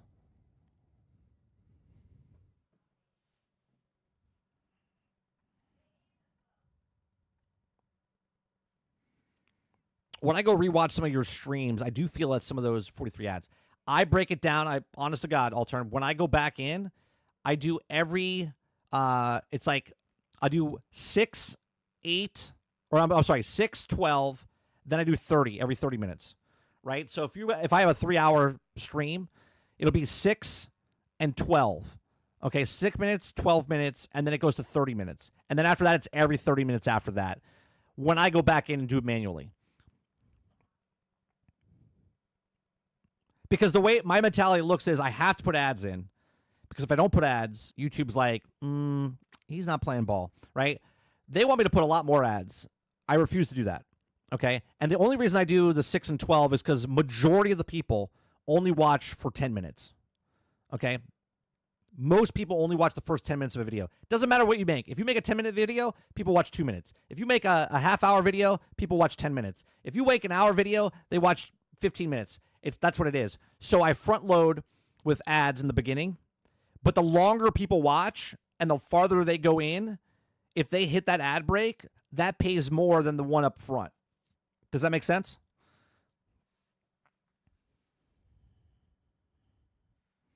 Because what it says to YouTube is, oh, well, this person hit that 30-minute mark and they're still watching. That's a valued customer, right? That's a valued person that likes this content, stays and watches it, and then continues on to the next one. And then if you hit the hour one, they're like, oh. So the person that lasts longer, right, that pays out more than the one that's up in front. Larian Studio needs to drop the auction adventure Baldur's Gate 3 button masher style game using the game graphics as in Baldur's Gate. Mm-hmm. All right, let's go to the next. Let's go to the next story. I think it'd be interesting if Sony picks up the assets. We'll see what happens there.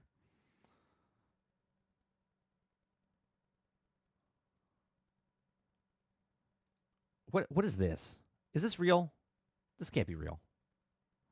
This can't be real. Tell me this is real, chat. Mind's Eye allegedly in early development. Mind's Eye 2 allegedly in development alongside game based on a TV show everyone knows. Stop it. Stop it. Stop it. Let's go look at this for a second.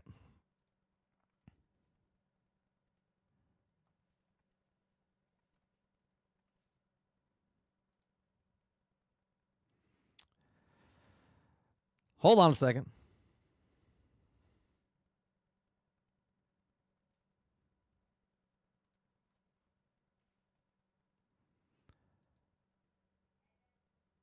There is no way. There is no way that this game is getting a sequel. Stop it. Stop it. There is no way that this game is getting a sequel. I'm not even going to read that article. I'm not even going to read the article. Mind's Eye's got a 36.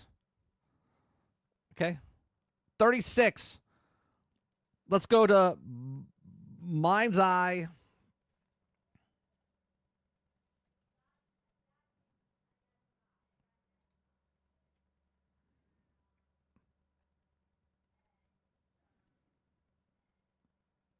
I'm sorry about the silence because they're going to put 15 commercials there. But get out of here. They're not making a sequel. They're not even going to be a studio by this time next year.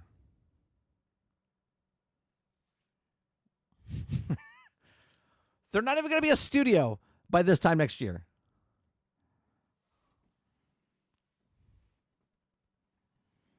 Company says, well, Tencent just bought around 16% of Arrowhead for like $80 million. So Arrowhead is valued at like $520 million. Shifting up is value around $2.2 billion.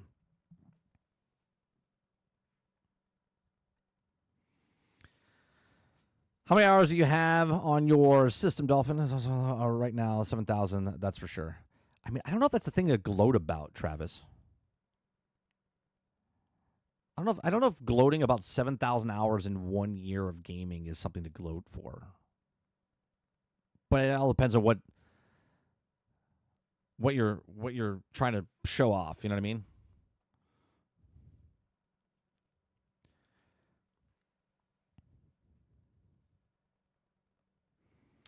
There he is, 100% getting a sequel. They need to make another one so Travis can say it's Game of the Year.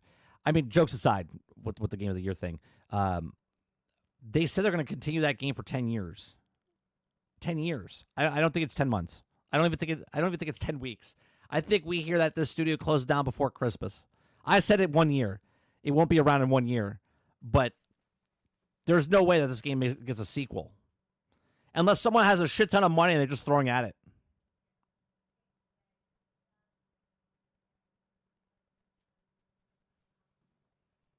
Krabby says, when I see a yellow stripe, when you pull up the article, I roll my eyes and prepare for stupidity. Yeah, we're not even going to read it.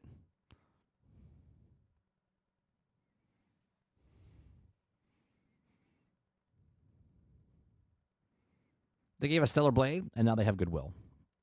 Rourke says maybe they're going to split gate route for and fist one of the is bad, and they have John Walkering the first and moving on. Maybe.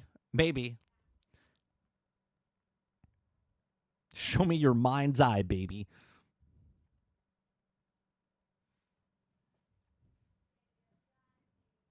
I saw Concord and then said, hold my beer. We made a worse game and Concord was just mid. Well, the problem is this will last longer than Concord. I mean, they're already halfway there, right? They've been around for 7 days. Right? Didn't it come out last week? They only have 5 more days to go to beat Concord. That's the goal for most shitty games now. They're like, please, get to day 13. Day 13, please. We have to not close the game down and give refunds before day 13. That's the goal.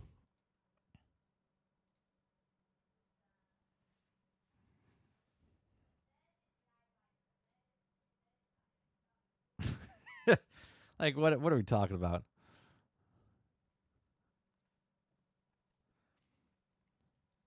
When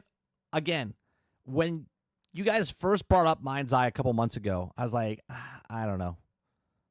I don't know what video it was because it wasn't a main thing. It was like someone was I think it was Travis was saying, did you see this? Did you see this? Did you see this?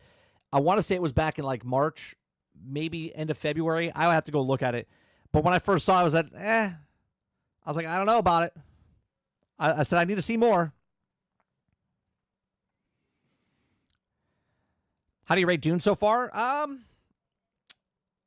For a survival game, I think it's one of my favorite survival games that I've ever played. And that's a lot. I played a lot. I really like Doom Awakening. I would say for what I'm in right now, I'm around 60 hours in. I'm not even close to done with the campaign and other stuff.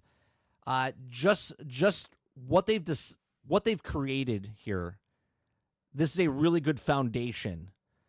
Now I hear the end game is not very good. We talked about the end game with Sarge in the beginning before the game even came out, how it would be. They got to change a lot of stuff in that game, Breezy. But overall, for what it is, if you're a person that likes survival games and you want to play this game solo, there's a lot of game here for the price that they have. For $50, plenty of stuff in this game to put 60 to 100 hours in, and it's very good. It's a very good base foundation to add on. Like, it's a great game, and then it's going to get better at the end, right? The end game stuff is lackluster a bit. for what I see other people playing. Because I watch it because I'm not going to get there. I'm not interested in it. There's PvE aspects of it inside the end game, but I'm not rushing to get to the end game to do what. So, but I'm really enjoying it. So much so that I've been playing Marvel Rivals nonstop since it came out, right? Even when I played the other games that came out throughout the months, I still played Marvel Rivals. Dune Awakening came out. I haven't touched Marvel Rivals. Haven't touched it. I haven't thought about it. Just I haven't gone back. It's been what, 2 weeks? Haven't touched Marvel Rivals. And I like Marvel Rivals. I didn't think that Dune Awakening was going to pull me like that. Krebsy says if Mind's Eye was PvP like Concord, it would have been shut down by now. True. I agree with that, Krebsy. Is Mind's Eye still available to buy on storefronts? I believe it is. Yeah. I just had a thought. Did you ever explain why Concord was $40? Was it the cutscenes? There are no paid arena shooters. It's confusing. Why they charge $40? Because it was the next Star Wars. It was the next thing. I mean, I don't know why they charged it. I thought it was stupid. I said they should have made it free to play, but Walmart already out in the bargain bin for $20. I saw a picture of that, and it was kind of weird because it was in the bargain bin before it launched. So I don't know how truthful that is, Krebsy. The picture got posted on June 9th. The game launched on June 10th.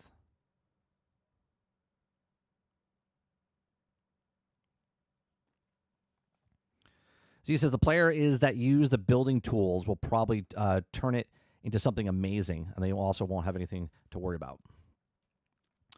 What if Mind's Eye was a female protagonist in a bikini? It's hard to say. The game is shit. People actually people that played the game had no problem with the protagonist. They had no problem with what the story was. They liked the cutscenes and stuff like that. It was fundamentally the game is broke. It's just bad. It's just bad.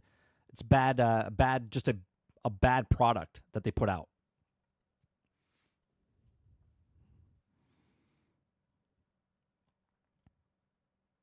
Hal says, anybody see Springtrap in Dead by Daylight? It's pretty cool. More Cat says 30. When you are live, only pre or post rolls your VODs about every 6 to 8 minutes. When you're live, only pre and pass rolls your VODs about every 6 to 8 minutes. That shouldn't be in the VODs because it should be right here. I'll show you. I do 6, 12, 30, hour 30. What's it called? 2:30. You should only get 7. There should only be 7 ads in the entire 2 hours, 2-hour stream.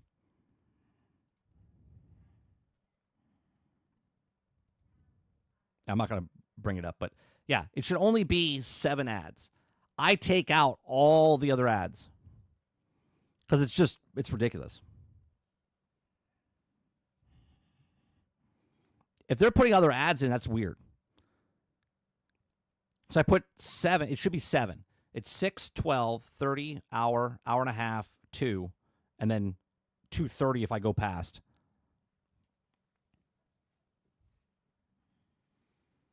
Company says you can like what you like, but in my opinion, Dead by Daylight is the most overhyped dog shit game ever. If it's so bad, you run from a monster and you hit generators. Woo, great gameplay. I mean, people like it. They like it. All right, let's go to this next story. The next story, Microsoft just came right out and said that the next Xbox will be a PC. Next generation consoles will be Microsoft-based and not locked to one store. I've told this story before, right? When I lived in my other house, we moved here in 2017. It was like 2015, 2016. I was on Twitch at the time. Someone came into my live chat, okay? And at that time, I still had about 5,000 followers or so on Twitch, okay? Someone came into my chat and said, Microsoft is going to be making a PC console. And I said, all right, cool. But they said the next one. The next one was this one, which obviously, because in that time frame, we were already in the Xbox One era. Okay. And then the next one came out, which is the Xbox Series X and S. And now here we are. Okay. So about 10 years, because if they launched 2026, 2027. So 10 years ago, okay, 10 to 11 years ago, someone said that they were coming in and they were going to make a PC console. And I was like, all right, cool. We'll see when it happens. Well, here it is. Okay. Microsoft just came out and said that the next Xbox will be a PC. If you like what I do here, we do this Monday through Thursday from 10 o'clock in the morning till noon Eastern. If you like it, hit that like button, hit that subscribe button. If you'd like to go above and beyond that, become a member as little as $5. Okay, so Microsoft announced Tuesday that it signed a deal with AMD for co-engineer silicon and make chips, in other words, for the next generation Xbox consoles. Now, President of Xbox, Sarah Bond, made the announcement in the short video post on YouTube. In itself, significantly, AMD has been a chip supplier for Xbox since the days of the Xbox 360, and indeed the PlayStation since the PlayStation 4. But the way that Bond spoke about the platform was quite revealing about the potentially radical form of the next Xbox will take. Bond signaled quite strongly that the next-gen Xbox console, plural, would run on Windows and would not be locked to a single store.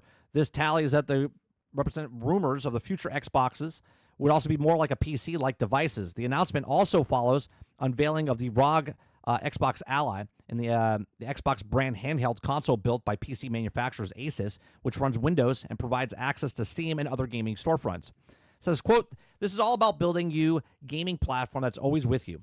So you can also play games and you want across devices anywhere you want, delivering you and the Xbox experience not locked to a single store or tied to one device."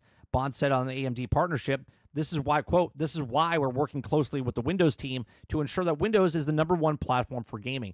I have a big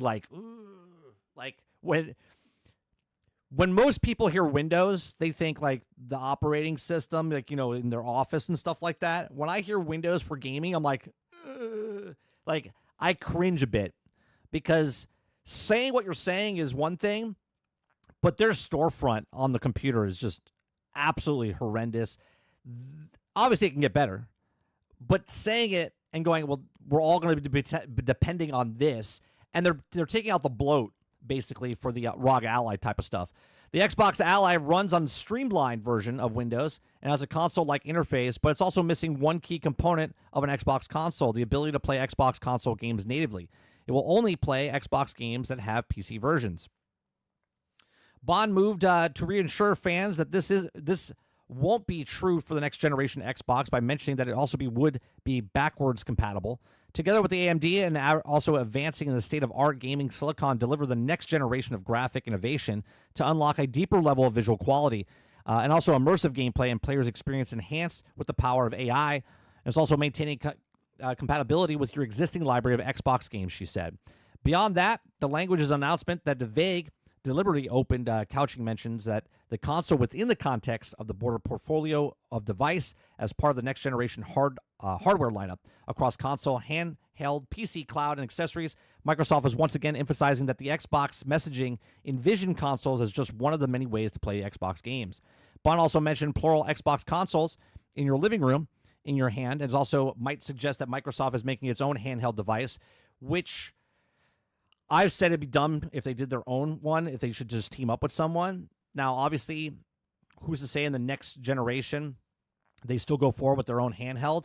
I think it's kind of dumb because if the ROG Ally is out and the next ROG Ally comes out, who's to say that doesn't work? Or the Steam Deck does the same thing. And then there's like 3 devices, right? We were just talking about, like, if you want to listen to your music on the iPad, listen to it on the iPod. If you want to listen on the Zune, listen on the Zune. If you want to listen to your whatever device, listen onto those devices.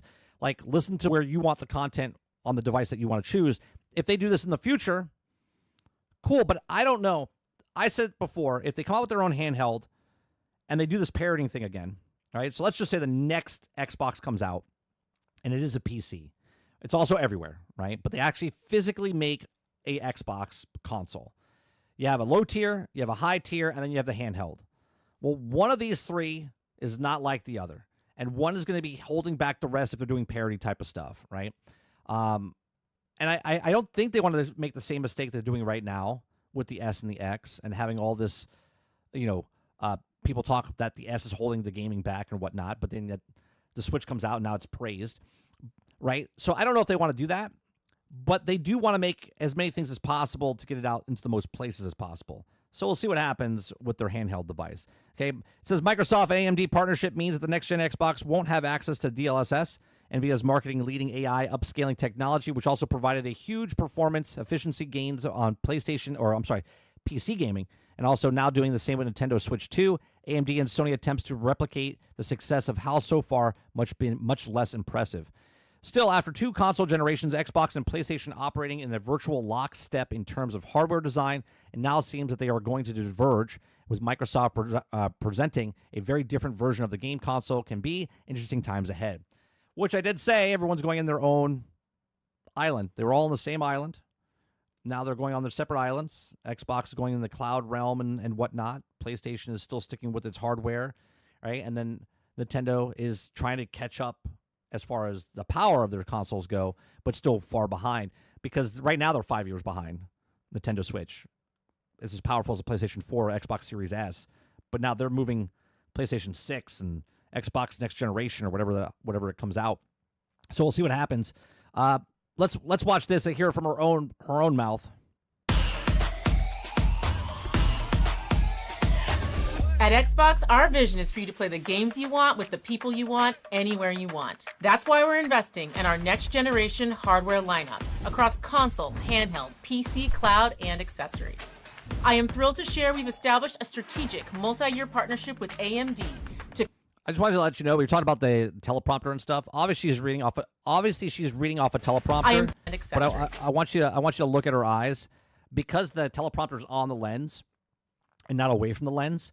She's console, just looking directly into handheld, the camera. PC, cloud, and accessories.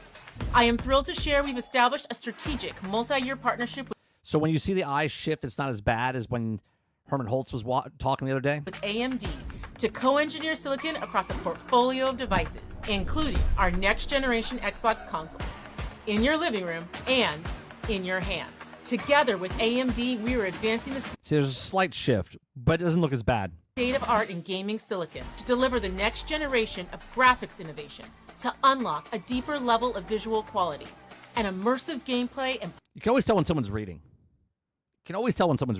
Because like when I talk and then when I read your chat, I talk completely different. Player experiences enhanced with the power of AI, all while maintaining compatibility with your existing library of Xbox games. This is all about building you a gaming platform that's always with you, so you can play the games you want across devices anywhere you want, delivering you an Xbox experience not locked to a single store or tied to one device. That's why we're working closely with the Windows team to ensure that Windows is the #1 platform for gaming. The next generation of Xbox is coming to life, and this is just the beginning. We can't wait to show you what's next. You know, people want to know what the hell it is. What's it going to be? But we shall see. This is why I brought it up earlier, right? Like, where's the industry going? If this is going one way, and then does Nintendo go this route? Does PlayStation go this route? Does the industry itself go in the route where all devices play all things all the time? How's that going to work? It's easy for the first person to get there, but then if Steam makes a device, like the next Steam Deck can play Xbox and all the other stuff, right? And then Xbox has their thing, and then ROG Ally has their thing, and then PlayStation has their thing, and then the next Nintendo has their thing. It's like, and they all play all the things everywhere. Is that better or worse? Because obviously, not all the companies would survive at that point, because if I can get, it would all come down to price then, right? As El Nini says, if it's 1K, it's DO on arrival. Yeah, the pricing is you got to eat the costs and get as many hands on this as possible. That's the only reason I see that Xbox maybe makes their own. They have to come out with one that's the price points correctly. If you're a $700, $800 device, you're not going to get that many people to buy it. I mean, millions of people will buy it, but not tens of millions of people will buy it. Roadkill says, so it's basically made an Xbox Portal, and then they put the app inside the ROG, and they're also going to charge you $900 for it. Yeah, it's going to be crazy if it's at the price. It's going to be crazy if that's the price. Jay Breezy says, my toilet's an Xbox. Well, your toilet's a gaming chair. I know that. Roadkill says the Switch is completely different than the Series S. Series S, it's also a handheld. It's also portable. And you can also do a Switch blows away the Series S, I think. I don't know if it blows away, Roadkill. I mean, you're literally playing, like, it's not as powerful as the S. Okay, and we're applauding the Nintendo Switch for coming up to the modern day of like graphics and stuff. I mean, sure, it's portable. But so is my cell phone that I can play the same games. Leo says, did you see that the Borderlands 4 pre-order, the most expensive version, doesn't have the season pass like Borderlands 3 did? Borderlands 4 most expensive pre-order is just an extra cosmetic. Ron says, if I married Sarah Bond, does that make me the next president of Xbox? No, that makes you the first cuck of Xbox. That's what that makes you. Roadkill says, yeah, she's not a good front person to talk. I don't think that she's not smooth. She looks, I don't know. I look, there's people that are good at business, and there's people that are good at talking in front of the camera. Phil Spencer, I think, is good at talking in front of the camera and also a good business person.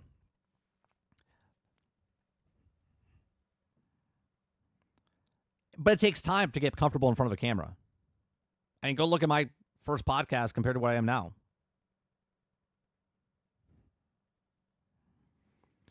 Jack says, I'm still going to be sticking with the Series X. I don't see a reason to upgrade unless they stop supporting it.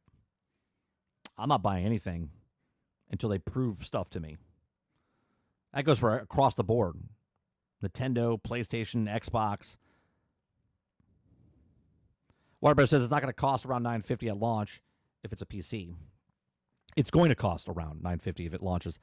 That'd be a mistake. The black version of it, the ROG Ally X, I can see. The white version has to be $450, $500.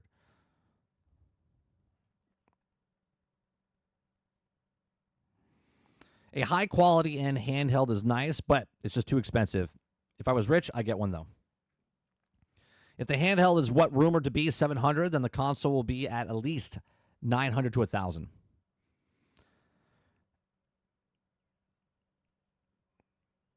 Let's see. Sarge says, I don't give a fuck about Borderlands 4 anymore. Thanks, Randy. House says, yeah, but Sarah Bond is nice to look at. Yeah, she's a good-looking girl. Good-looking woman, I should say. Ron says, who will make the first $1,000 console? I mean, we're close to it right now, aren't we? I mean, it would have to be one of the two. I mean, hold on a second. Technically, Atari Jaguar, didn't that cost like $1,000 when it came out? Was it Neo Geo or the Atari? One of them cost a shit ton when we were kids. Hold on, I'm gonna look it up.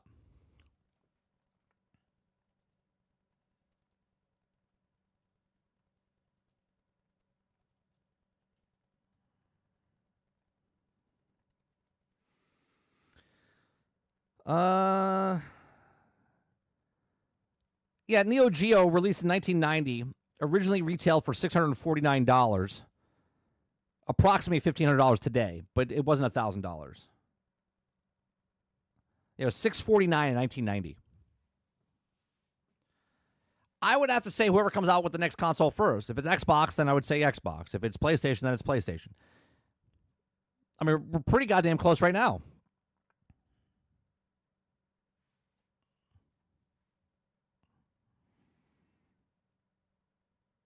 I got my ROG Ally. Was gaming on Xbox on it yesterday, and it was great. Aku says, Waterbear, consoles are the only reason AMD lived through the last major money issue. Kreppy says, people will say PlayStation, Ron, but people said PlayStation would also be the first to raise console prices and do $80 games. Did they say PlayStation would? Because I thought they said that Rockstar would be the first one of the $80 games. I don't remember them saying PlayStation would be the first $8 games. So 30, you're turning into a PC Master Race? I mean, I originally started on PC. Well, Atari, then PC, then console. I've always had everything. I've always been playing games everywhere.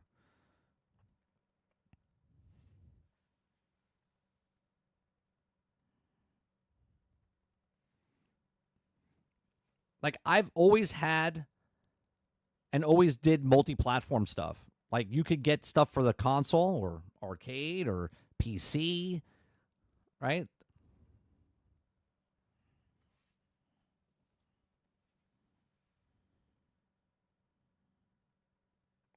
Yeah, Neo Geo was very expensive back in the day.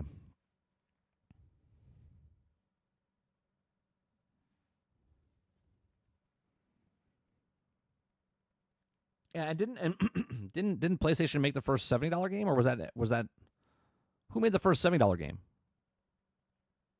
Was that Xbox?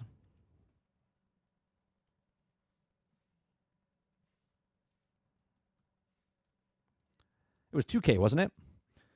Yeah, it was NBA 2K21. Yeah, so I don't know where the talk was of PlayStation being the first. Yeah, 2K became the first $70 game.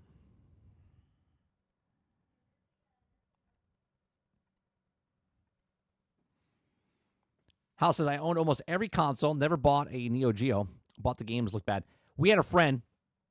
His name was Greg. Greg bought everything. Greg was our friend that, I don't know what his parents did. I think they worked for software engineers, if I'm not mistaken. They bought everything, House. So anything that we didn't have, like we had Nintendo, he had a Nintendo. We had a Sega Genesis. We never had the what was the Sega, the elongated one. The Dream, what was that one called?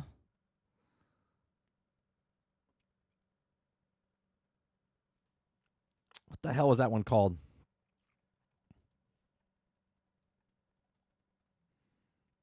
It was the Master System? Is this guy right here?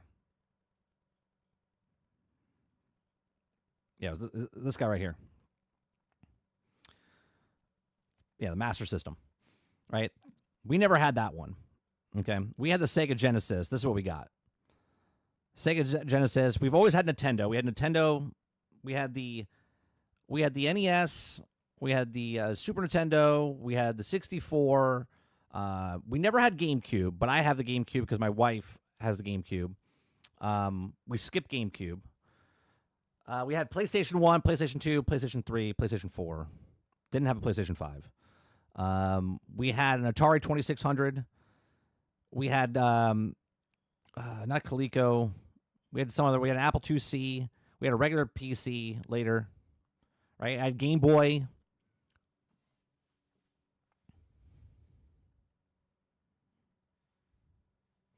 Yeah, the Atari Jaguar and the Neo Geo were two expensive ones that were just ridiculous. And we had friends that had those, and we would go to their house and play it. I was like, this is not. They're known for their fighting games and whatnot. Sega Dreamcast, yeah. Sega Dreamcast, still to this day, way ahead of its time. One of the best systems created.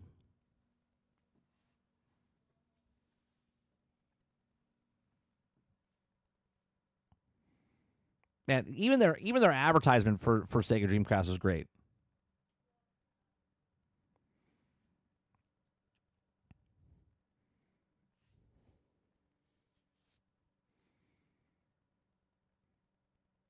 So which did you prefer, Super Nintendo or Genesis? There was a couple games I played Genesis on because they had Tony La Russa's baseball up there, and I think that's the one that was like when you hit a ball, no matter where you hit it, it was like a long fly ball up the middle. So we played that. There were certain games that we played, like for instance, if we wanted to play like the hockey games and stuff like that, we would play on the Sega. But if you played like the Nintendo games, so it wasn't a preference. It wasn't a preference, Water. It was more of just what game do we have and play it on that console. It was like making dinner. Do I want to nuke it in the microwave or do I want to cook it on the stove? or do I want to barbecue it, right? Like there's these different devices to use for the stuff, and we just use that for whatever it was. Like Madden, yeah, we played Madden on the Sega Genesis.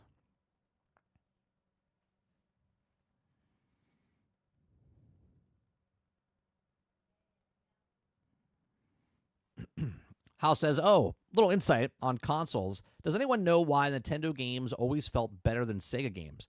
Better frame rates."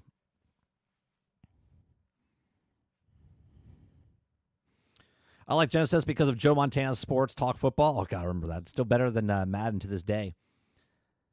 Yeah, do you remember how many football games and sports games there were? Water, like look at this. Check this out.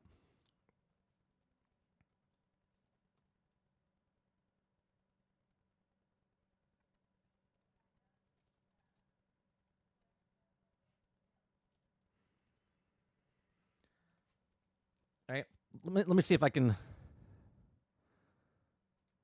list of baseball video games.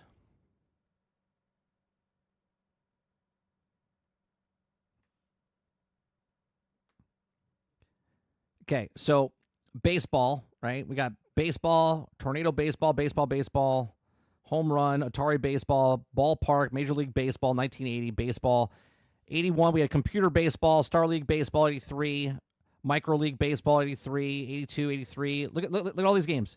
82, 83, 83, 83, 82, 83, 85. Like just a ridiculous amount in the same year, right? World Series, 85, Pro Baseball Family Stadium, 86, Atari RBI Baseball, 87, Earl Weaver's Baseball, 87, Great Baseball, 1987, RBI Baseball, 88, Super Baseball, 88, Reggie Jackson, 1988, Major League Baseball, 88, Bases Loaded, 88, Major League, 89, Pete Rose, 89, Time of the Swords, 89, Baseball Simulator 1000, fantastic game, by the way, 1989, Temco Baseball, no one talks about that one, right? 1989, Baseball Stars, another great baseball game, 1989. Dustin Diamonds All-Star Baseball, 1990. RBI Baseball 2, 1990. Baseball 2, 1990. Bad News Baseball, 1990. Little League Baseball Champion, fantastic. One of the better baseball games ever created, 1990. RBI Baseball 3, 91. Bo Jackson Baseball, 91. Extra Innings, 91. Hardball 2, 91. Base Wars, 91. Roger Clemens, 91. Super Baseball Simulator 1000, again, 91. Super Bases Loaded, 1991. Baseball Superstar Professionals, 1991. Bases Loaded 3, 1991. RBI Baseball 4, 1992. Like, do you see how many baseball games there were every single year? Now what do we have? Look at this. Right? You scroll all the way to the bottom.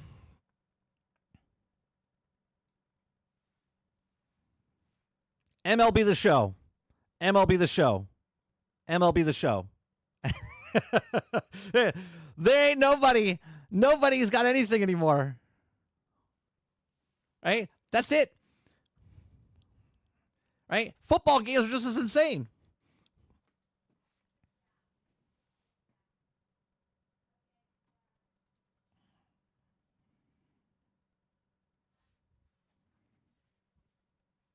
Dolphin says, wait, what? You didn't call the neighbor's kids stupid idiots for using a different console in console war? No. They're like your best friend on the block because you're like, I have Nintendo, they have Sega, you go over there. Well, we were the kids that had all the stuff, so all the kids came over to our house.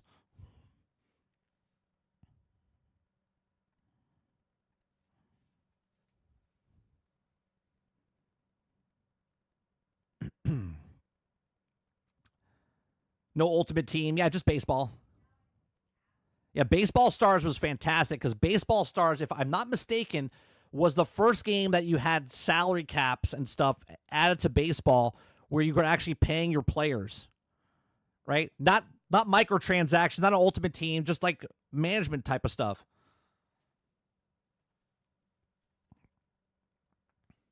Right? Little League Baseball back in the day. Hold on. Was it 1990? 91? Yeah, this game, this was one of my favorite games up until Ken Griffey Jr. Baseball. Let me bring this up.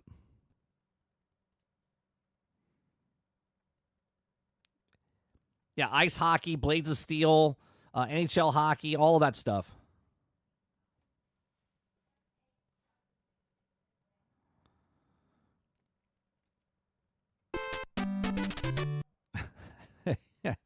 This is one of my favorite baseball games growing up, right? Oh God, it brings back memories like I'm playing it right now.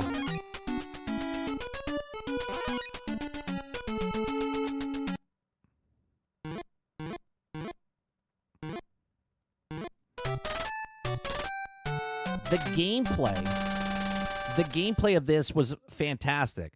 This is one of the first games that you could tap the actual button to run faster to the actual base.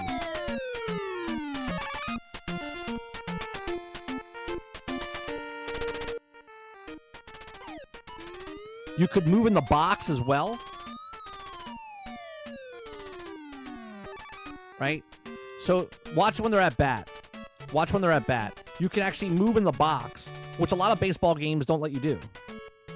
To this day, look, you can move the batter in the bat. So you can crowd the plate. You can back off the plate.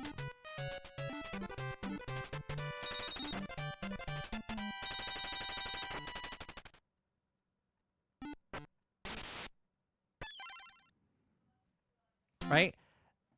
It was... Then you could lead off the bases. Like, this is way ahead of its time for what baseball games are today, right? And this is Little League Championship. No MLB branding, no nothing like that. It was just Little League Championship.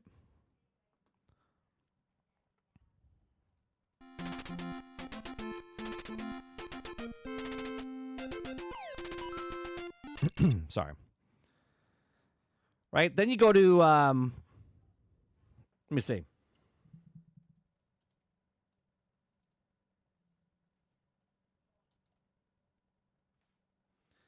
This is King Griffey Jr. Baseball.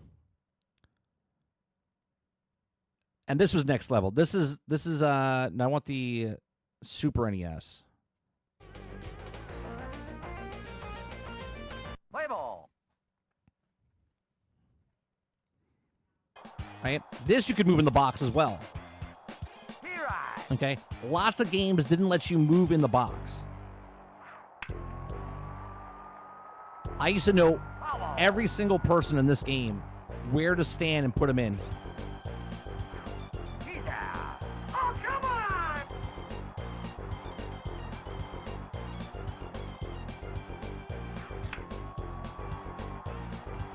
Right? So this is the original King Griffey Jr. Baseball. This is another great baseball game.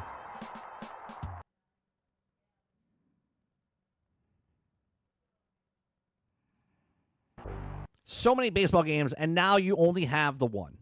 You only have the one. MLB. Are we down the rabbit hole? We are 100% down the rabbit hole.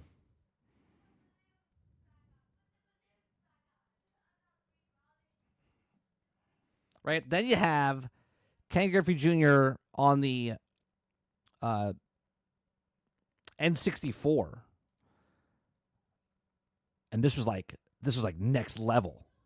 Okay? Hi, the graphics. Let's play Major League Baseball. Right? The graphics were amazing.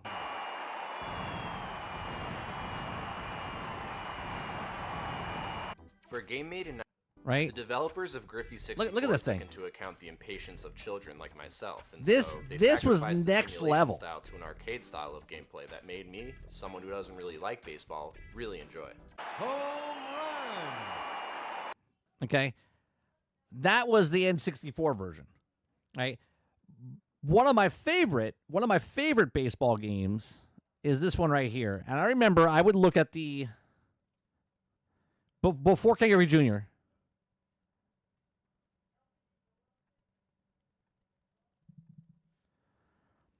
This is bases loaded on the original NES. God, this is amazing. Okay, this was bases loaded. I remember before this game came out, I looked at Nintendo Power. Okay, Nintendo Power had a 2-page spread. Okay, a 2-page spread of this game. This was next level of it because when you played and you batted, your pitcher to batter, this was next level.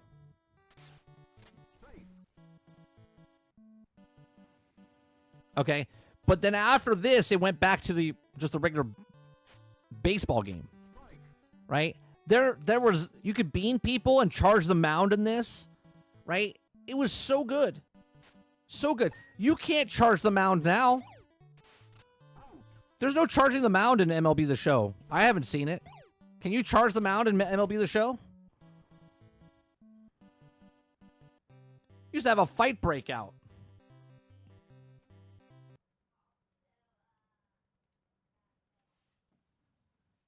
You just got DMCA? That's fine. Oh no, Jones, there goes our 23 cents. There it goes.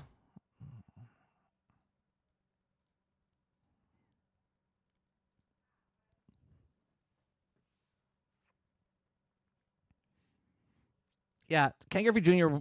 fantastic. Even the one on the NES. I actually like that one better than the N64 one. Now we have the MLB The Show on Samsung fridges. That's it. No joke. Like the back of my the hair on my back of my neck stood up when I heard that. I was like, oh my god, right? We used to play a lot. Sega Genesis was phenomenal to play like the hockey games, NHL hockey games and whatnot. We would play full on seasons in that game, full on seasons.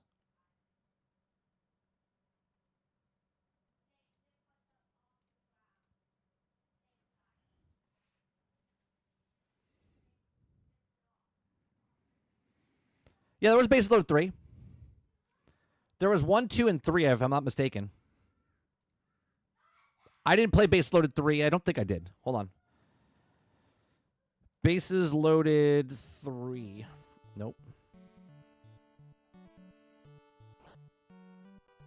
Yeah, there was. Oh, no, actually, I did play this. I remember it. Yep.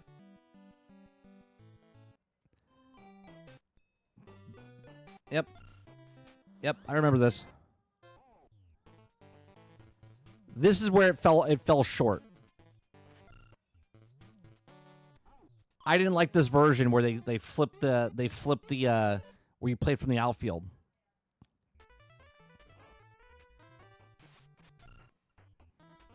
But there was so many baseball games. And now there's one. There was so many football games, and now there's one NFL football game. And that shows you how shitty it is because the industry shifted from what baseball was to what baseball is, and it took all of these games to do it, and they still don't have all the features in MLB The Show.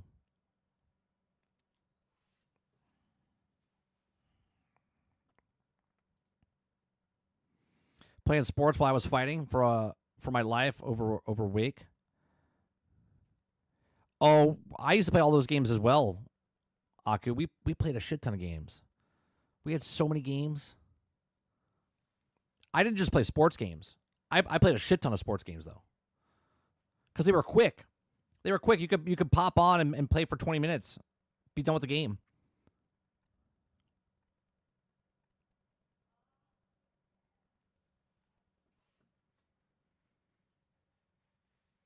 All right, let's go to Twitter, see what's happening on the Twitter front. Anything happening across the stunning Game Pass run? Solid. Oh, it's 2 hours ago. I already posted that one. Is there anything else?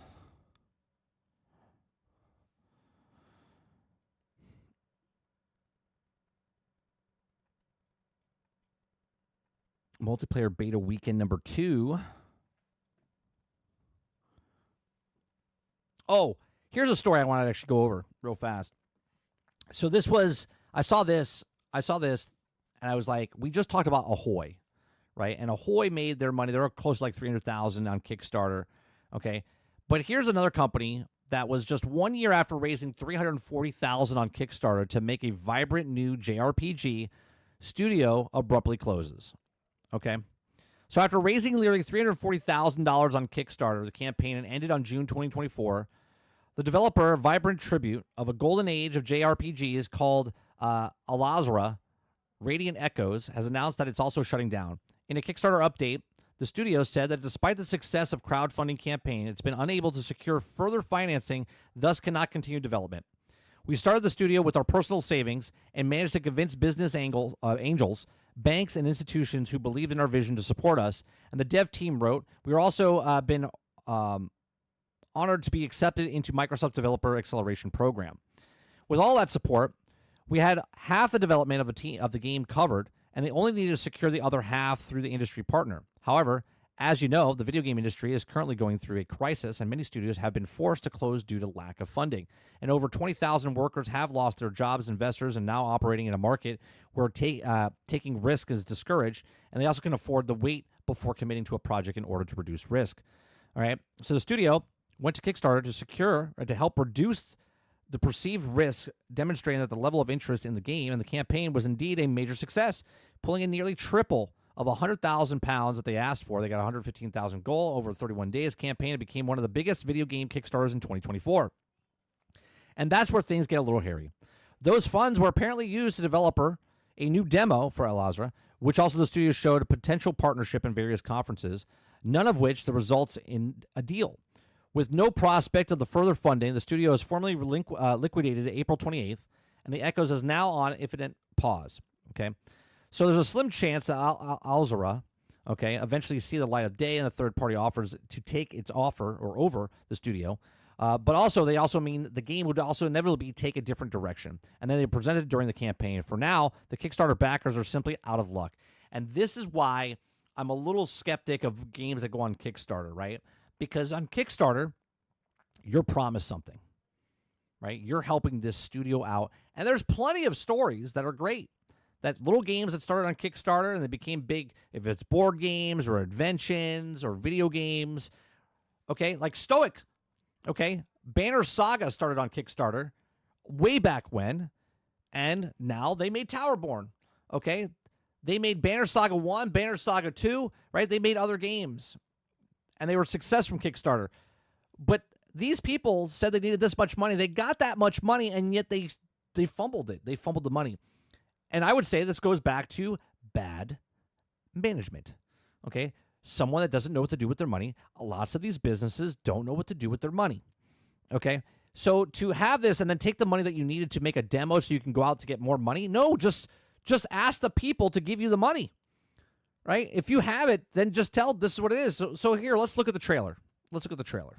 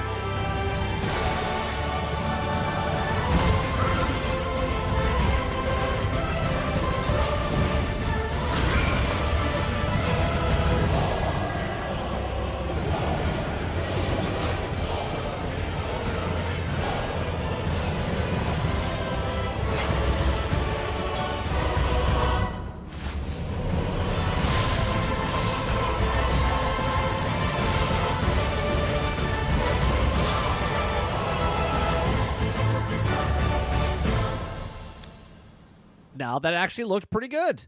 Okay, shame because it had some really cool art style and stuff like that, right? But here we are. Backers are understandably not happy. The numerous angry complaints about the Kickstarter campaign said nothing about using the funds to develop our demo. It's exactly right.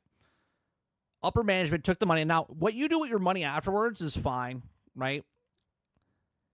But to say in a Kickstarter campaign that, hey, this is the money to this, it wasn't, we need the money to make a demo to go make, to see if we can fund other money. It was that they were putting their money towards this thing to make it that they thought they were helping make the game. Okay? It also would have been secure even more funding, which as far as I can say, tell is accurate. Okay? The only hint in the campaign was actually intended to actually further the fundraising is a line in the FAQ saying that the studio opted for Kickstarter to showcase a demand algorithm echoes rather than to, make the game. But the campaign also claimed that the studio had meticulously planned every aspect of the game's development to adhere to the strict budgets and timelines, strongly implementing that the fundamentals were already in place. There's also a clear upset. Clear upset amongst backers over the fact that Kickstarter campaign raised triple its goal. With these are linear, but also could do what they needed to be done with 100,000, so they could be able to do it really easily with 300,000, right? Nope. And this is where the no hint for possible problems of financial issues prior to the studio's closure announcements. In fact, February 2025 Kickstarter update indicates that studio was continuing to take a late pledges until February 17th, just a couple of months before the closure of the liquidation. And this is where the bad actors come in, right? This is where the bad actors come in.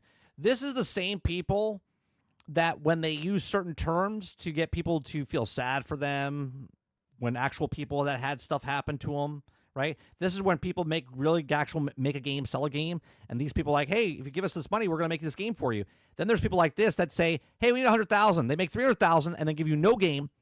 They don't do anything about it, and they screw it up. This is called management problems, okay? It says some complain that they won't even get to play the demo that was made for Kickstarter funds, okay? Released in pre-production demo. Videos showing experts of demos gameplay, but said that the demo itself cannot be shared publicly for copyright reasons, and the company liquidation prevents us from releasing any game content. It says, quote, I'm honestly a bit of a loss here, one backer wrote. I backed this project thinking I was for a complete game, and something that already seemed well along in development, but after reading the latest update and watching the video, I'm left confused. There's no real demo to speak of, just a disjointed snippets of a gameplay, and make matters worse, the gameplay quality is actually lower than what was shown in the GIFs used in the campaign, which also feels more like a short animation with UI layer on top. Quote, would have expected significantly more progress after a year from what I've shown in the video. It seems like most of these assets were already in place during the campaign, with maybe a few minor additions. Honestly, doesn't add up. It feels like the funding may have also been used to things completely unrelated to what was also promised, not even to build this demo, which I can't see to play ourselves, okay? And people want to know why the video game industry is hurting, right? This is another data point to show people, well, they're in trouble, right? It's really not that hard to understand where the anger is coming from. Alzarov presented looks fully formed and fleshed out in the gameplay clips, animation, character details, promised collaboration with composer, and also the character artist. Nothing about it, as far as I can see, aside from all the little bit of frequently asked question points, also being anything beyond straight up, give us money so we can make our game. I'm pretty pro Kickstarter overall. The person that's writing this says, I've backed quite a few campaigns over the years, and thus far, all of this I have worked out. Even if it didn't work out as was released, it's just really sucked. But they're always a risk. Even when they look like they're sure things and they can ugly failure, and this just hurts it overall, right? Never but more of the Kickstarter than you can also afford to lose without hurting, because it's always a non-zero chance that you might get lost. This is how the movie industry is funded, right? There's a producer that goes around and asks people, hey, I'm making this great movie. This is it. We'll give you an executive producer credit, blah, blah, blah. That's what Kickstarter basically is, okay? But you got to make a product, man.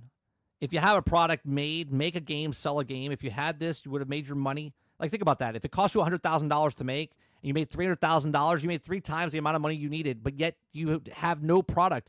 If you needed $100,000, then you hit that goal by 3 times.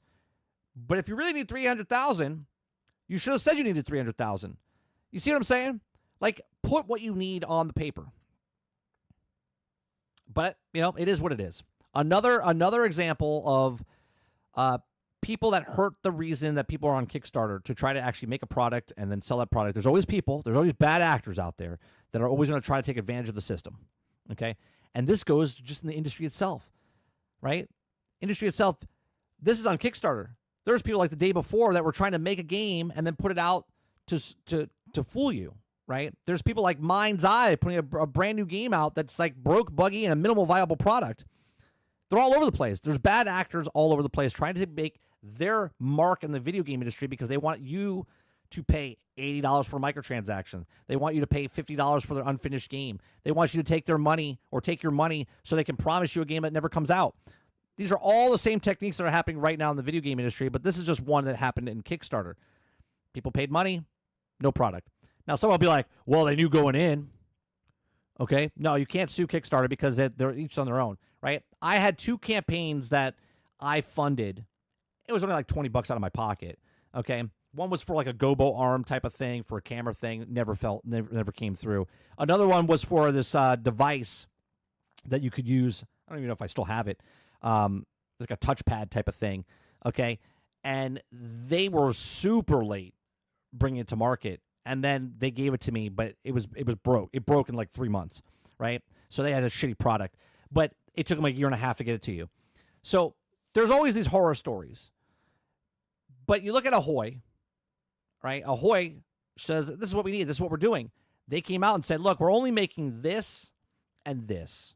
Our bigger advantage is if we can make this. So if they hit their goal, and hopefully they do, and they can make the game and give it out, voila. But don't lie to people, right? If for instance,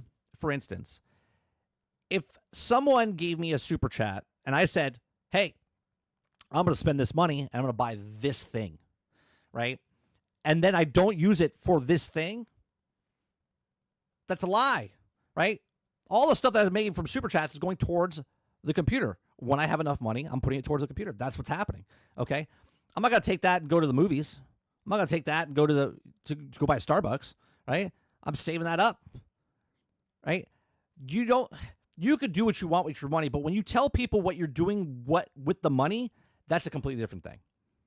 That's just my thoughts. Roadkill says, I'm going to make a Kickstarter. Hey, I'm going to get Kickstarter together and pay my house off. Who wants to join in?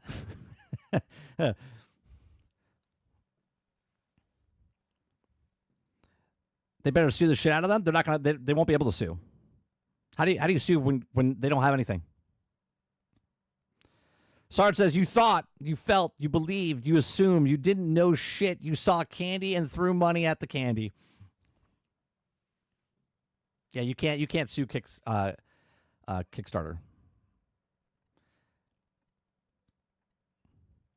Put it on red, and you have around 50% chance to get two computers or depression. Yeah, no, I won't do that. I won't do that. Guys, I took your thing. Instead, it's like, I took all your money, guys, and I bought this ghost. This is a limited edition ghost, and I got it for the cool price of $1,500. It'd be like, you could have bought that at Target for like $7.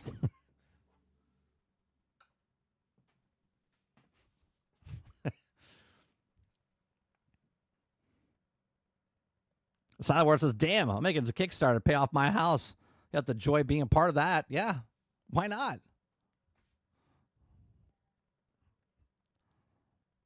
I'm going to promise you the world and show you nothing. So stupid. Well, there you go. Those people that funded that will now be like, I'm never doing that again because of bad actors, right?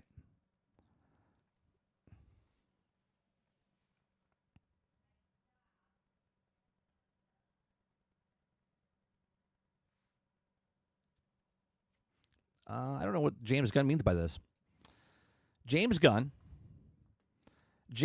thinks Lex Luthor sees Superman like artists see AI. Okay? He's done it unapparel things, and then you got to a guy who comes in who's done nothing to deserve the ability to fly and smash down buildings, and all of a sudden, that's the world is talking about. That's called jealousy, isn't it? Isn't that just called jealousy? He's just jealous. He can't fly. People like him better than him.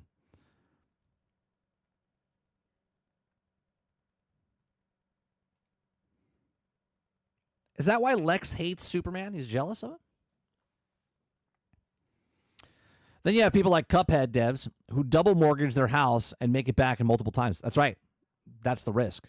right? They put their money out. They made a game, a passionate game, make a game, sell a game.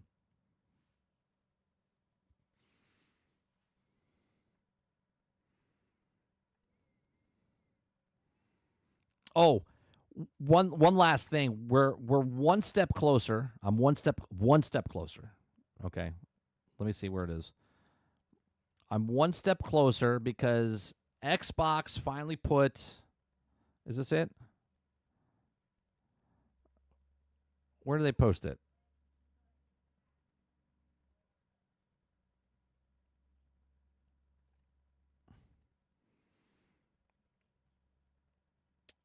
On Game Pass, they put the World of Warcraft.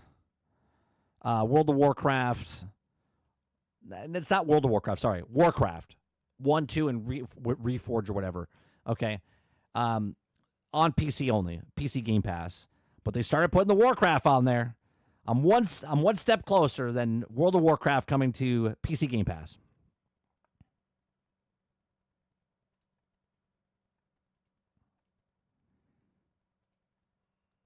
Oh, let me see this right here. Yeah, one step closer.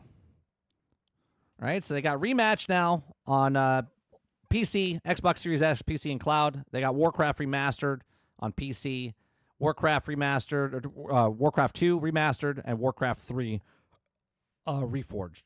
Right, we're so close. We're so close. Just waiting for them to say World of Warcraft on Game Pass. One day that will happen.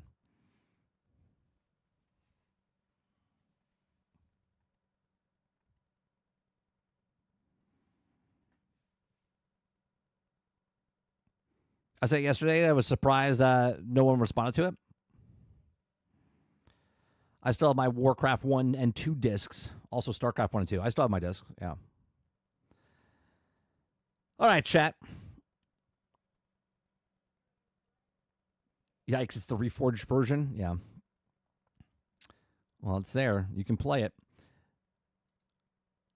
I got to do some yard work today, so that's going to do it for me. We'll be back this evening for Shooting the Shit with Sarge. We're playing some games. Don't know what we're playing tonight, but we'll let you know when we play it. That'll be 8 p.m. tonight over on 30 and Still Gaming, over on Twitch, and also on our YouTube channel. Links are in the description down below for the YouTube channel. I don't know if the Twitch channel is there. I don't think it is, but it's 30 and Still Gaming over on Twitch. But, you know, if you're over here on YouTube, stay over here on YouTube. Appreciate it very much. Hit that like button. Hit that subscribe button. If you'd like to go above and beyond that, become a member as little as $5. I appreciate you very much, and I'll see you guys on the next one. Peace.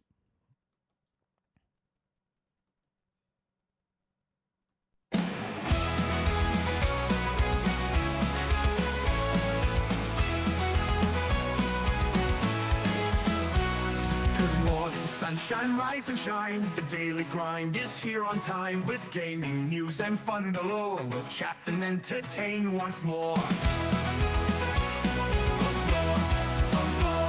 The coffee's hot, the mic is on. Jump in the chat, let's have some fun. From pixel small to stories grand, we bring the magic to your hand. We're nitty, tune in daily, don't you miss entertainment wrapped in bliss. From new releases, tips and tricks, the daily grind, your morning fix.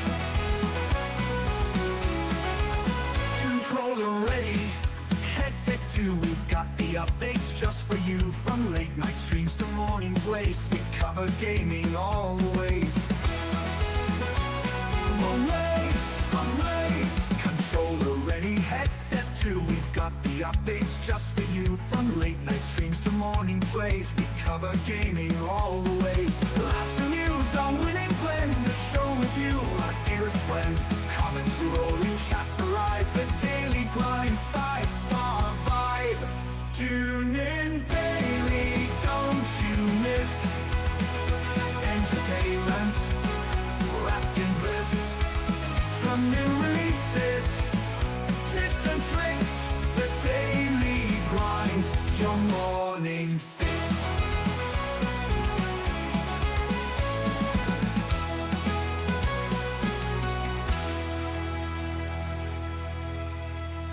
morning sunshine, rise and shine. The daily grind is here on time with gaming news and fun galore. We'll chat and entertain once more. The coffee's hot, the mic is on. Jump in the chat, let's have some fun. From pixels small to stories grand, we bring the magic to your hand. Tune in daily, don't you miss entertainment wrapped in bliss. From new releases, tips and tricks, the daily grind, your morning fix. Come on in, your morning